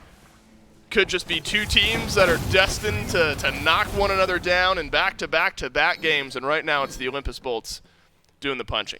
Olympus Bolts positioning like they might be looking towards this Gold Fury. Maybe a bit of a heat check here, seeing if the Jade Dragons are going to put up a response. But I've seen a lot of Smite games, Dave, and if the solo laners aren't there, I don't think it's going to happen. PBM, a little bit isolated, might get pulled out by Jake, but Leap to avoid the leap creates a ton of space for the Olympus Bolts. Maybe we see them go towards the Gold Fury here. If there is a frenzy pickup for PBM, which I assume is going to happen because it happened last game, it's definitely going to happen. So when there's a frenzy pickup for PBM, confident. Given the gold disparity right now, do you think it's a big enough power spike for this Jade Dragon? If all else stays the same for the next 4 levels, which I'm hard-pressed to believe is going to happen with the way the Bolts are playing. That's a long ways off, too. Those are supports, man. That's like 8 actual levels. I'll get to the point. Is Frenzy, in your eyes, a big enough power spike to kind of equate out these fights? Because that is a lot of damage that we saw in Game 2, but it was a massive gold lead there. Do you think that's what the Jade Dragons are playing for at the moment? I think the Jade Dragons are playing for the neutral objective. It's more so about looking for those opportunities to take that PvE with little resistance from the Olympus Bolts. Sure, Frenzy is going to help out with that process a fair bit, but I'm not sure how much it shifts up the team fight with the deficits that we are currently looking at. 1 level lead in the jungle, though, for Sam for Soccer is a silver lining for the Jade Dragons. That is one way for them to get back and involved. But keep your eyes on these solo laners, man. I think Haddix is going to bring a lot. The Olympus Bolts' eyes are on a solo laner. It's on finalization, who would use his ultimate and walk on out. Hey, Miff, these solo laners starting to make their way to the mid and maybe left side of the map. A Gold Fury could be brewing here as Haddix is making his way out of the solo lane. Barracuda with the Icavale and Odysseus bow will do plenty of damage to the Gold Fury that has now been started up. The Jade Dragons close by could answer here. Panda Cat doesn't have the snipes this game, but steal potential with the ultimate if he finds it over the wall. Nope. And I think the positioning tells you everything you need to know, Miff. This already is an objective that the Jade Dragons want nothing to do with. Haddix walks in, drops finalization down to half HP, and with finalization at half HP, the Jade Dragons cannot commit to that defense. Instead, find forced to walk back to lane and try and get something on the map for his team. And 500 gold globally isn't awful, but it's certainly not a Gold Fury. 12 minutes into this one. Olympus Bolts, it shades of Game 1, man. This is just control across the board. And so now they're at the 35,000 gold mark. Still 2,000 behind are the Jade Dragons, and I think that's important to look at here, Mifflin, is it's not... They're not bleeding out. It's not gotten worse. It has not gotten better. It has not gotten better. It's not good, but it hasn't continued to spiral in the way that it did there in Game 1. Little spike down for the Gold Fury, right back to around the 2.4, 2.5K mark here for the Olympus Bolts. And maybe that's why the Jade Dragons make that type of decision, because they've got an Izanami, they've got a Soul, and they've got a Coerce that's going to hit for a whole lot of damage, or allow them to hit for a whole lot of damage later on in this game. And they've also got Pele, who's going to scale relatively well. Ven, in particular, going to have a hard time dealing with the volcanic eruption. That ultimate able to close gap very easily. You use that pre-beads. I'm not even sure Tycho Drums is going to win the DPS war in the late game. So there are scaling tools that the Jade Dragons have in their favor, not the least of which being this Odin. You got to play differently when Odin's in the game. It might force a Phantom pickup from the Olympus Bolts. We still haven't seen Jake tick over to level 12. If anyone's going to pick it up, it is likely going to be him. And if no one does, there's some decent lockdown targets. Artemis, the main standout there, she's stuck in a cage if it gets dropped around her. Important to remember, though, it's not like the bolts don't scale well either, right? You got an Artemis, you got a Raijin, you got some late game tankiness plus damage, and in Haddocks there as well. So it's not like the Olympus bolts suddenly drop off the face of the earth here in this game. Say again? Yeah, and they're ahead right now. Yeah, they're quicker to that late faster. game point than the Jade Dragons are. There's no Fury, as that one got taken down a moment ago. Sometimes you see the Pyro get traded out in moments like that, but won't be the case. Lazarus slowed things down here, Miff. Maybe the eyes now for Laz just need to be on keeping this XP kind of where it's at. You spent a lot of time ganking lanes, so Sanford Soccer's been able to spend a lot of time farming up. Right now, not a huge deal, but being able to keep things a little bit closer for Laz definitely has got to be on his mind. Yeah, Laz has been giving the majority of his attention to farming right now, as has Sanford Soccer, and that's why it's just a race right now between these junglers who's going to be able to hit their power spikes a little bit more quickly. Lazra does find Sam and isolates him with the ult. Send Sam right on back. Will dash away. Jake follows Sam around the corner. See Panda Cat doing some good damage. Awesome Jake silenced. Half of his health is gone. PBM short on the hammer. But the Jade Dragon's kind of building up some momentum right now. Haddocks has made his way to the left side of the map. Odin, fine, okay, he's in the back here, maybe looking for Venenu. But I think we'll think twice about it. He would have been alone had Fine OK jumped in there. So you admire the chance, the idea there. If you're able to get a hammer, you're able to get a stun on Awesome Jake, maybe an easy kill for the Dragons. It is curious to see that both teams putting so much emphasis in the duo lane right now. I mean, there's no neutral objectives to fight over. Had either team come out ahead in that engagement, it's likely a tier 1 tower in the duo lane that falls down, and that's one of the least valuable towers on the map. Instead, wow, Jade Dragon on the opposite side. All right, Bolts, you want to go for the duo? And we'll take Pyro. Lazbra is close by. Fine, okay, we'll charge up the stun. As Lazbra leaps to the right, and the Jade Dragons take the Pyromancer, a composition that can take these objectives that quickly, and you're this behind, you got to do stuff like that. You've got to find moments where the bolts are on one side, and you're able to find an advantage on the other. Unfortunately for PBM, the Olympus bolts are able to find him with the Ragnarok. Tycho drums go out, and don't find much, so PBM able to walk away. Awesome Jake and Venenu both spent ults. Man, PBM is so tanky there. Doesn't have to use any of his relics as they weren't available. Doesn't use the ultimate either. That is a pretty large commitment from the Olympus bolts for not much reward. Both Tycho drums and Ragnarok expended inside of that, but relics largely remain even for both of these teams here. Now that both the neutral objectives have been dropped and they're desynced, that means that it's going to be very simple. The decision-making process behind whether or not you want to defend Gold Furies or Pyromancers is essentially removed because there's nothing else for you to do. It's not, all right, well, one team's on the Gold Fury, we'll trade out the Pyro. Instead, it's one team's on the Gold Fury and Pyro's dead. Let's get in there. Let's at least try and slow this down. And we've seen now the Olympus bolts very willing to rotate Haddocks out all the way across the map. And Oni Fury is going to be spawning very shortly here. Keep your eye on Haddocks. Yep. He's crossing the lane now. Fine, okay, is already there, though. But look at the ward coverage for the Olympus bolts.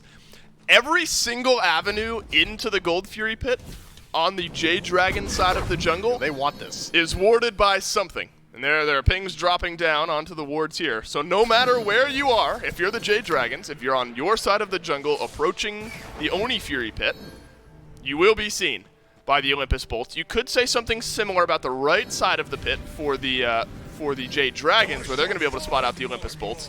Not that much is left up to the imagination here. Both teams know one another are close by, but the inch-perfect positioning may be a little bit better known now by the Olympus bolts. PBM has hit level 12, does have that frenzy, but Awesome Jake has got a frenzy as well. So they, being the bolts, will also have pretty good objective shred. They will, but not enough so that they can just commit to the objective itself. It's going to be a lot of micro play right here, a chess match, if you would, as these two teams vie for positioning around the Oni Fury. Pit is controlled by the Olympus bolts, and that is the start as well, burning slowly. Jade Dragons, though, close enough. Poor Bear Mike and Awesome Jake exchange leaps, but Mike is into the snake pit here, and Barracuda makes him pay. It's big damage from Heroin, but Heroin has taken a lot of damage as well. Final K may have just saved his team life, but he has to pay for it with his own. Venenu on a killing spree here. It is a 2 for none, and the Olympus bolts will get the Fury. Mike is simply not allowed to make that play. You cannot leap in like that. I think Mike's decision-making process is, I'm going to leap in, and I'm going to immediately transform into a dragon. I'm going to buy my team a little bit of time to create space for me, but that's not how it goes down. 408 picks him up in the Ragnarok, and the CC chain allows him to, or the bolts rather, allows them to shut down Mike before he even gets to channel that ultimate, even begins to channel it. That's a tough one. He's going to be very choosy in the future with how he engages those fights, because that's a lesson right there. I'm not allowed to jump in, not without beads, and he doesn't pick up beads, so that's never going to be an option. I'm concerned now, if I'm the Jade Dragons. If I wasn't already before, I'm concerned now by how easy of a time Venenu is having on this Raijin. He is 302. He's got Charon's Coin, Soul Gem, Soul Reaver. Plenty of damage for Ven. And he's got nearly 2,000 gold in hand. I don't know how the Jade Dragons get onto Venenu cleanly, because we already saw finalization kind of alone back there. He dropped the cage, but got burnt down. Saved his team's life, but died in exchange. Polar Bear Mike's already tried to jump in. I don't know if Sam for Soccer's got enough damage or health to stay alive. I don't know how you kill this Raijin. Yeah, it's got to be a concentrated effort. We saw Mike jump in and then finalization jump in, and Sam for Soccer washes his hands of it. Imagine Mike, finalization, and Sam all jump in at the same time. That could be one avenue of success. But you got to send everyone, and maybe that works. and then we kill Ven, and then what, right?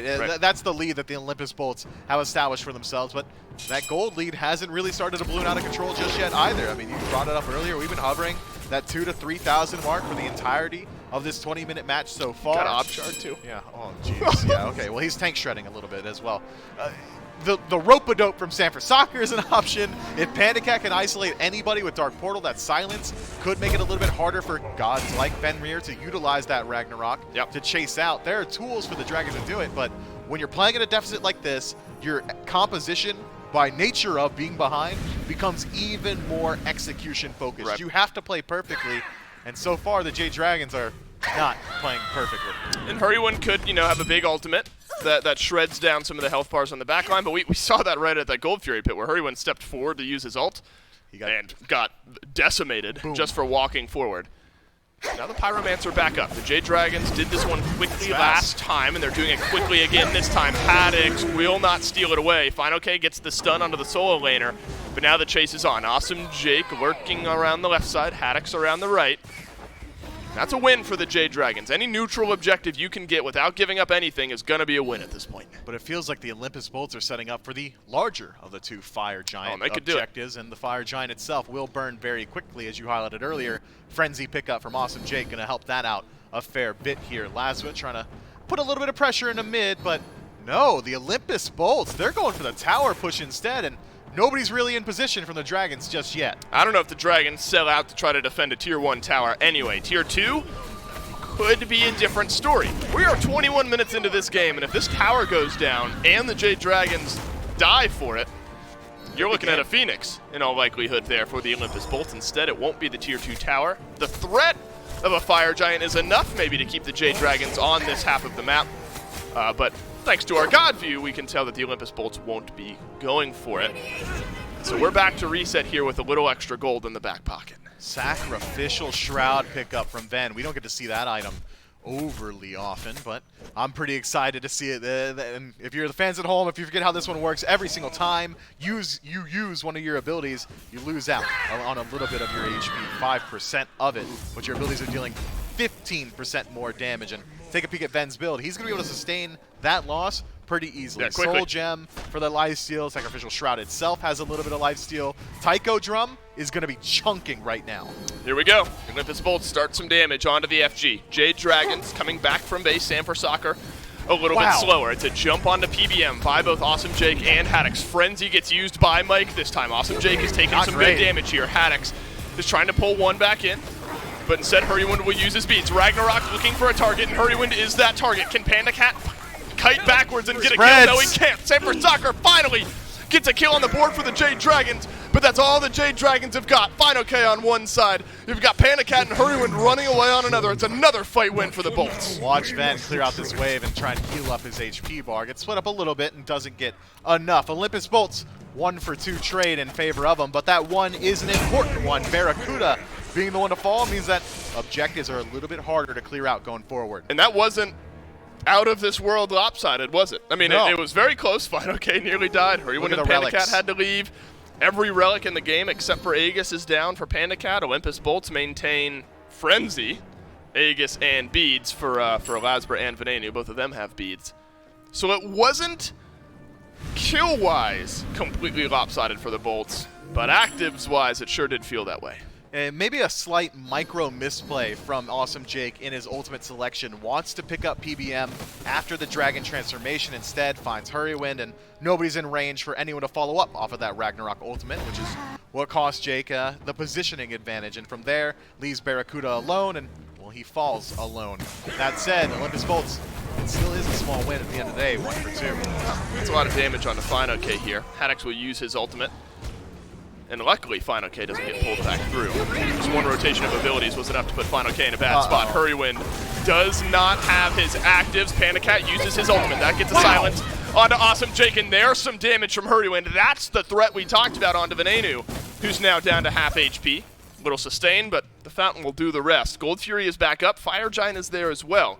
And so now the shot calling has to be on point from the Jade Dragons, and hell, the Olympus Bolts as well. Both teams can burn both of these objectives pretty quickly. That's got to be so frustrating for Jake, who finds the Ragnarok onto Heroin, knowing that all of his relics are down, but the sap rate, having already been channeled, just drops you out of his mouth, and he walks away from that one pretty easily. But Tycho Drum did what, 20% of Heroin's HP bar per hammer of the drum there? Yeah, he's going to have to play very safe going forward. Yeah, and a good indicator of the damage of Venenu is on the left side of your screen right now. 14,000 damage for Ven. And I'm going to, do quick maths, and it's clearly wrong, but it's close enough. He is doubling up everyone so fast on the Jade Dragons. I mean, look, it's really 8K for Panda Cat, which doubled up as 16K, but close enough. Venenu is doing a whole lot here, and the Jade Dragons have not had an answer just yet. In the meantime, though, the Izanami has picked up a starter item upgrade. We've gotten to late game Iza. We've gotten to level 20 in the mid lane and in the jungle, and we're close there in the solo lane. This game's still very much in control of the Olympus Bolts, but it's still just a 3,000 gold lead.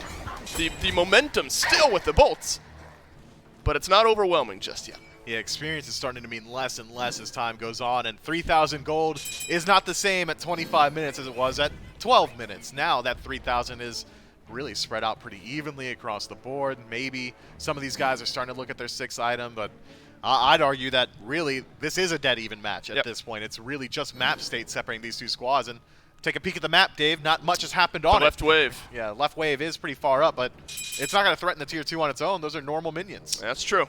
And the Jade Dragons have minions of their own that'll collide with those. I wonder how the front line of the Jade Dragons itemized with some of their final items here. Final K doesn't go for Spectral Armor, and that's really what I'm getting at here. Barracuda, I think, if I'm remembering correctly, just had Rage in the Olympus Bolts win. And like all three of the Jade Dragons frontliners ended up picking up Spectral Armor. It's going to be Rage and Wind Demon for Barra here. So the crits will matter, but there's probably a whole lot that the Jade Dragons frontline want right now. I'm not sure Spectral is going to be one of them. PBM leaps away, keeps his bubble, and that's very important here around this FG. Yeah, that was really good reaction times. That bubble is the only thing keeping him from the awaiting jaws of a Ragnarok. And earlier on, PBM could survive that, but now the damage a little bit too much from the bolts. He's going to have to play very safe. Haddix, though, takes a fair deal of damage. He does. Not enough, though, for the Jade Dragons to jump on. Fire Giant's been started by the Olympus Bolts. It's down to half HP. Barracuda still swinging away. Awesome Jake leaps out of the pit. Frenzy is used now by PBM as well as the transformation. Haddix is low. Ragnarok onto Mike. But the Bolts want nothing to do with it. Can the Jade Dragons re-engage? Yes, they can onto Lasbro, who uses his beats to dash away. And this is the first time in this 27-minute game we've seen the Jade Dragons on the front foot. Jake has just got such strange target selection right now for the Ragnarok. Olympus Bolts were forced to retreat, and Jake goes in alone. Says, hey guys, I got Mike. He's a dragon right now. Yeah, so nobody's in range to follow up. And now the Jade Dragons surging forward. Mike doesn't have his ult or the Frenzy. Awesome Jake doesn't have his ult, but does have the Frenzy and the Horrific Emblem. Sanford Soccer being burned away by Haddix, but there could be a collapse from the Jade Dragons. Final K locks a couple into his cage as Haddix leaps away on the back line of this fight. Heroin kiting on backwards. Panda Cat with the dash away, drops his ultimate, but it's not enough. As Lasbro gets the first kill of the engagement, Final K will get burned away as well. It felt like a matter of time, and the Olympus Bolts will pick up 2. Haddix comes up in a big way. It looked like the Jade Dragons were collapsing on him, but a double stun into a triple Stygian Torment completely changes the face of that one. And the Olympus Bolts, ever the veteran team, realize that they've got a lot of time to play with here, Dave. 40 seconds left on the Odin and 40 seconds left on the Iza. Reset the base. All the Bolts going to be healthy. Group up on this Fire Giant. I'm not sure that the Dragons can really even step up. Venenu still left untouched in that previous fight. He uses the beads, but still has the Aegis. It's going to be Fire Giant. If you really want to delay it, you can if you're the Jade Dragons for a minute and 10 seconds, but yeah, no way. That is a long, long delay against a very, very good team, and so the delay won't be there, and the Olympus Bolts get FG 29 minutes in. The Jade Dragons, the furthest behind they've been so far this game. We have been at 2-3K basically from the onset, and now we're looking at 7 or 8. And Doug, can you pull up the damage here for us? Because I feel like Sanford Soccer has been absent from this game. We haven't seen Pele really get involved too often, and 5,600 damage, you need more from a hyper carry like that. Pele's ultimate essentially is the size of the jungle. I mean, you are cleaving like entire lanes full, but we haven't seen an aggressive ultimate. Volcanic Eruption really only used for escape so far. This Fafnir hasn't been able to deal much damage either. It's been so tough going forward for him, and it makes sense. It's consistent damage over time from this Pele, and what are you going to do? Who are you going to do that to? Lazar will CC you for it. If you do it onto Jake, Ragnarok's coming your way. Ven's in a different zip code more often than not, so how's Pele closing gap there?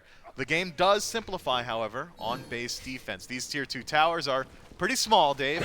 Well, that could be one opportunity to get Sanford Soccer involved. Yeah, Venenu's kind of got to walk at you to some extent. Picked up an ethereal staff as the final item in his build.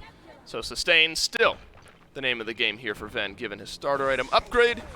He hasn't had much of a problem doing so here. Panda Cat with his ultimates have found fight delays, but of course, you know, that silence not world changing, but it's kept him in the fight once or twice. But now the Jade Dragons, they need to delay for the next 10 seconds or so. And look at how in sync all 3 of those beads are that are coming back up. You could see, Miff, is what you highlighted, where all of them got taken away. And there's something satisfying about all that. All 3 will come back up here. Olympus Bolts going through the motions here, and that's not a bad thing. They're taking down all the towers. They're going to take down the right here as well. And then we're going to see a Phoenix defense for the Jade Dragons to stay in this game. Still 2 minutes left in this Fire Giant power play. We might even see the Bolts go ahead and head back to base to spend up that gold. It's a fair bit of time for them to play with, and with 3 tier 2 towers falling, that's a fair bit of gold for them to play with as well. Still plenty of time, though, to utilize this push, and especially considering how pushed up all these waves are. Every single one of the Bolts waves, at least at the center of the map or a little bit past it. So Jade Dragons can utilize this time to at least get themselves a little bit of time on their Phoenixes. But you said it best, Dave. I mean, they are just buying time right now, are the Jade Dragons. 10,000 gold behind. 11-2 is a slash line favoring the Chaos side team. And Fire Giant still on 5 members. Every single relic going to be available for this next team fight. Blink coming up in about 2 seconds for Lazar. That's just the combat timer. And on the other side, it's only Bracer down for Polar Bear Mike, and that's up in 3. And what a difference. You know, you're looking at the damage charts here. Lazar finished last game right around this same amount of damage. But it's such a different 4,500 damage, isn't it? Last game it was 4,500 damage because he couldn't do anything. This time Lazarus just jumping in and engaging, and the rest of his team, Venenu, is doing all the rest of the damage alongside Haddix. Polar Bear Mike transforms, and the Olympus Bolts press the whatever key is beneath W that I'm forgetting about right now and walk backward. S key. The Olympus Bolts stay at bay, and that's an early ult. I actually really like that ultimate from PBM. He realizes that this Fire Giant doesn't have much time left on it, so him transforming in of itself buys them, what, like 10, 15 seconds where the Bolts are going to try and wait it out, and they've only got about 25 seconds left on this Fire Giant buff. I think it's great just to buy him some time. How much time has he bought, though? The Olympus Bolts positioning themselves in range of a jump in. Time in the overall game sense is more what I'm looking for. Okay, as he bought enough time for the Jade Dragons to get back in this game. Full build is Panda Cat. Got Titan's Bane on the back end of some chin size. So all those notches in the health bar that you see are under threat if it's not a clean and quick enough dive from the Olympus Bolts. But there's still the Venenu issue, who is 405. How do you deal with the Raijin? Awesome Jake walks in, finds no one with the Ragnarok. Frenzy is there from Polar Bear Mike. And now it's the Fenrir who has to walk away. Hurrywin has used the Aegis here. Tycho drums plus lockdown equals dead Hurrywin. And now the rest of the Olympus Bolts surge in. They are delivering the last rites to the Jade Dragons under their left Phoenix. Barracuda gets one. Everyone getting involved. Happy birthday, Fine OK. The Bolts got you an L. MVP goes to Jake for that engagement. Leaps in, burns Hurrywin's beads, Ragnarok's on the Panda Cat, burns both hyper carries beads for the Jade Dragons, and what's Mike gonna do alone? Not much. Barracuda credit for the kill. My goodness, this was clinical, wasn't it, from the Olympus Bolts? We're jumping in Fountains, we're jumping on the Titans, and we are jumping on the Bolts bandwagon. They take this one in 3 over the Jade Dragons. I don't know if any of these 3 games were particularly close, Smith. No. I mean, the set was close. The set was close, and it was a fun set. And I don't mean that in a bad way. This was exciting to watch because it was just 2 teams playing their game, rolling things out of control. Venenu just never really got touched in that game. I want to see damage taken for once after a game because not a lot of it found its way onto Raijin. Yeah, I'm sure we'll get a good look at that on the desk in a little bit here, Dave. But look, man, I'm still reeling from that Jake play.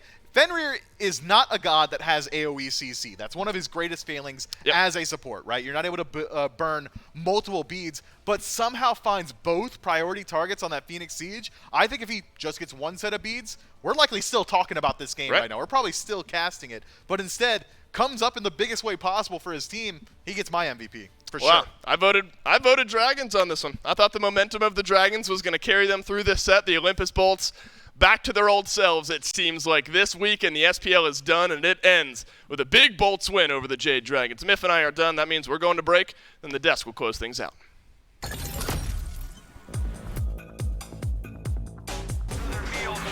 Gonna claim that one for himself.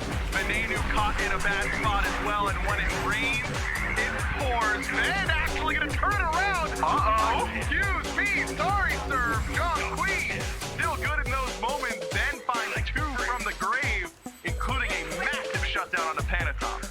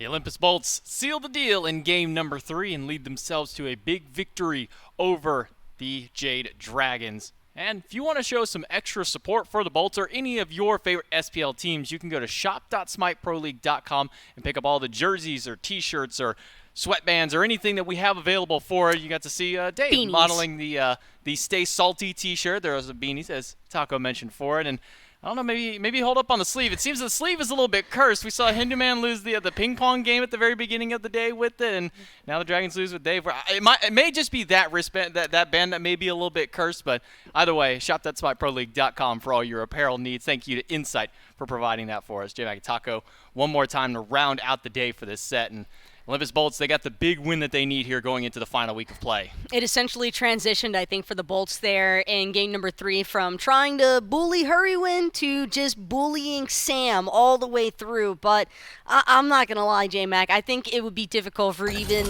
a jungler as experienced as Sam to make a pick like Pele work into the likes of Fenrir and Serket. It is just so difficult to try and utilize all of her pressure when you have two really strong factors already working against you. I think Serket and Fenrir are both great gods for just staying on top of that pain lane, and even when she tries to escape, I mean, I don't know if it made the highlight reel necessarily, but I believe there was Lasbra giving Sam a little taste of what it meant to be rode by the lightning at least.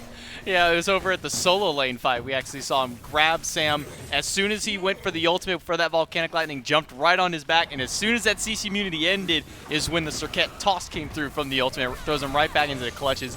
A huge pick out for him, and then he rotated right back to the lane and did it to him a second time. I think he got Final K with the second instance of that, but Lasbra really standout performance with the Serket this time around. Jake getting some critical stuns with the Fenrir. This double assassin comp really worked out for the Bolts. That front line from the Bolts could not have performed any better. And not only that, but I'm sure Veneno and Barracuda, they've got to be pretty happy given the fact that they were able to just free cast to their heart's content from the safety of that front line establishment, that Haddix, Awesome Jake, and Lasbro, all that space creation. I mean, player damage kind of speaks for itself here. 24,700 out of this Ryzen. Just no answer for the Jade Dragons to try and look for a way to punish Veneno. We saw a couple of instances, I think, where Heroin was able to get off some nice supernovas, but when you're already pretty far behind and you're trying to deal damage into a Ryzen that's got more itemization than you and more levels than you, it's just not going to have the same impact. With double the player damage of anybody else on the field with that 24,000, nasty. That's something gross. I gotta say, I would not want to be going against the Raijin that can do that much damage in the rest of your team, or the rest of the enemy team. They just can't seem to make it to the back line. It felt like Barracuda and Veneno were so safe throughout the entirety of the game. Again, a lot of that thanks to the fact of their front line being so powerful through Jake, through Haddix, and then as well with Lasbra making some sneaky picks. But we got Barracuda standing by for our post-game interview. Barracuda, how you doing there, buddy? Fantastic, man. I'm so proud of the way that we played. Yeah, you guys played lights out this game. Got yourselves a big win over the Dragons. I think the first question, we kind of joked about it with the desk, but what was the grain of choice today? I actually didn't eat that much bread today. Yeah, I kind of didn't stick to my... Yeah, I don't even play. I had one piece of bread today. I was chilling the whole time. I don't know why. Wow. That's some dedicated been off-brand lately. Yeah, it's real rough out here for me, man. I've been snacking on nuts instead. I don't know what I'm doing, man. Well, I guess then what kind of nut is it? Like a peanut or an almond? Actually, it's a nut mix. I'm so glad you asked. See, here we go. I've got a nut mix right here with pumpkin seeds, cashews, almonds, and sunflower seeds. Well, as we all know, with tradition of a Bolts win, we get a lovely Veneno-inspired photo for it. So now 10-2 as you guys move forward. Barracuda, where's your selfie? Oh, that's Vin's thing. I cannot take it away from him. I can't one-up him. That is completely his thing. I mean, he had Jake in one of them, riding in the back seat with him. Where's the one with you and Vin? Yeah, actually, I'm going to go stand somewhere in my kitchen for the next time we get a win. I don't know if anybody in the studio heard it, but we had a nice little crack of lightning there right at the very end. Well, Barracuda, congratulations on your big win today, and good luck to your next matches. Love you, J-Mac. Bye. Love you, Barra. Bye. Well, that was no bread today. He only said one piece of bread. That's surprising, but a nice little nut mix for him. Maybe we see a little bit of a difference from Barracuda, but all the same, Olympus Bolts able to come out with a win over the Jade Dragons. They've got one more mountain standing in their way, and that's the Camelot Kings, their next matchup going into the final week of SPL. I believe it's still a great look, though, for the Bolts. Leviathans, well, my bad. Yeah, Leviathans, but I do believe that the Olympus Bolts have definitely set themselves up in a perfect position. It's now completely in their control, I think, whether or not they clinch that week or that first seed heading into the playoffs. And, I mean, it kind of does say a lot for the team, though. Barra changes his diet, and his play gets better. Maybe, bread, soft, prone to being soggy, tears easily. Nuts, though, firm, powerful, give you energy. I'm just saying, might be a reason behind it. Might be onto something. Let's go ahead and take a look at the schedule. If you missed any of this week's SPL action, remember you can always find that from the VODs here as well as the SMITE VOD YouTube page. If you miss any of the action for it, those will be uploaded there. Bolts, they come out with 2 wins this week, one over the Scarabs, one over the Dragons. The Dragons finish out 1-1 after their victory with the Oni Warriors. And, of course, Camelot Kings come out with a couple of big wins, or one big win for themselves, and the Atlantis Leviathans, 2 of their own. That's all the top 4 teams, and that's where a lot of the hot contest is. If we take a look at the standings for it, Olympus Bolts, they're sitting nice back and pretty at the top of the charts, but they may not be there for much longer. The Camelot Kings have a big matchup coming next week that we'll have to dive into, as well as the Jade Dragons still have one final match for themselves, or 2 final matches for every team here. But as far as top of the standings matchups here, we got a lot of big ones ready. Definitely some favoritism, though, I would say, for the Bolts as far as, again, heading into the playoffs with that first seed standing. And I know they probably couldn't be happier with themselves because this was definitely a massive speed bump along the way. Dealing with the Jade Dragons, never an easy time. I mean, this one really went the distance, and I think that the set was definitely an indicator of some of the fun action that we might get to see looking forward to the future when the playoffs time is around. The final week of regular play, week number 8, and what are the matchups we have to look forward to? Jade Dragons and Camelot Kings to start the week.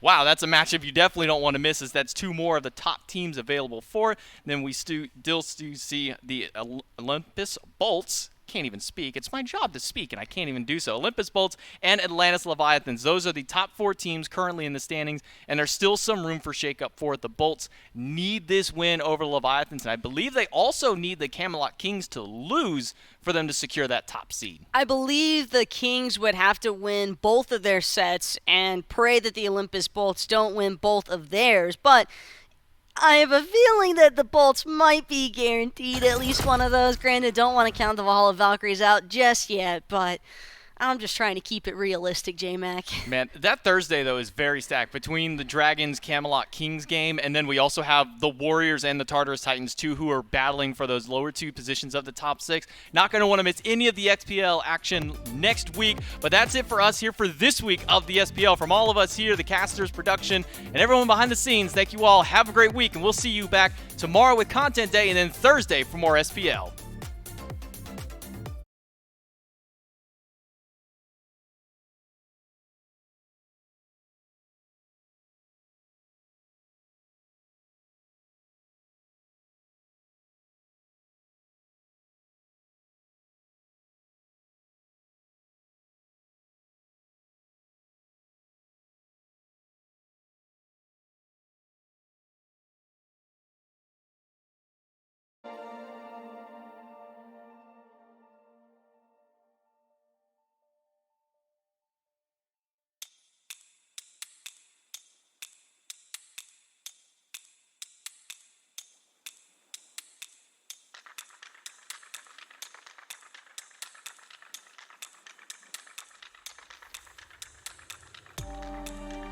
Buy gems. Please, buy them.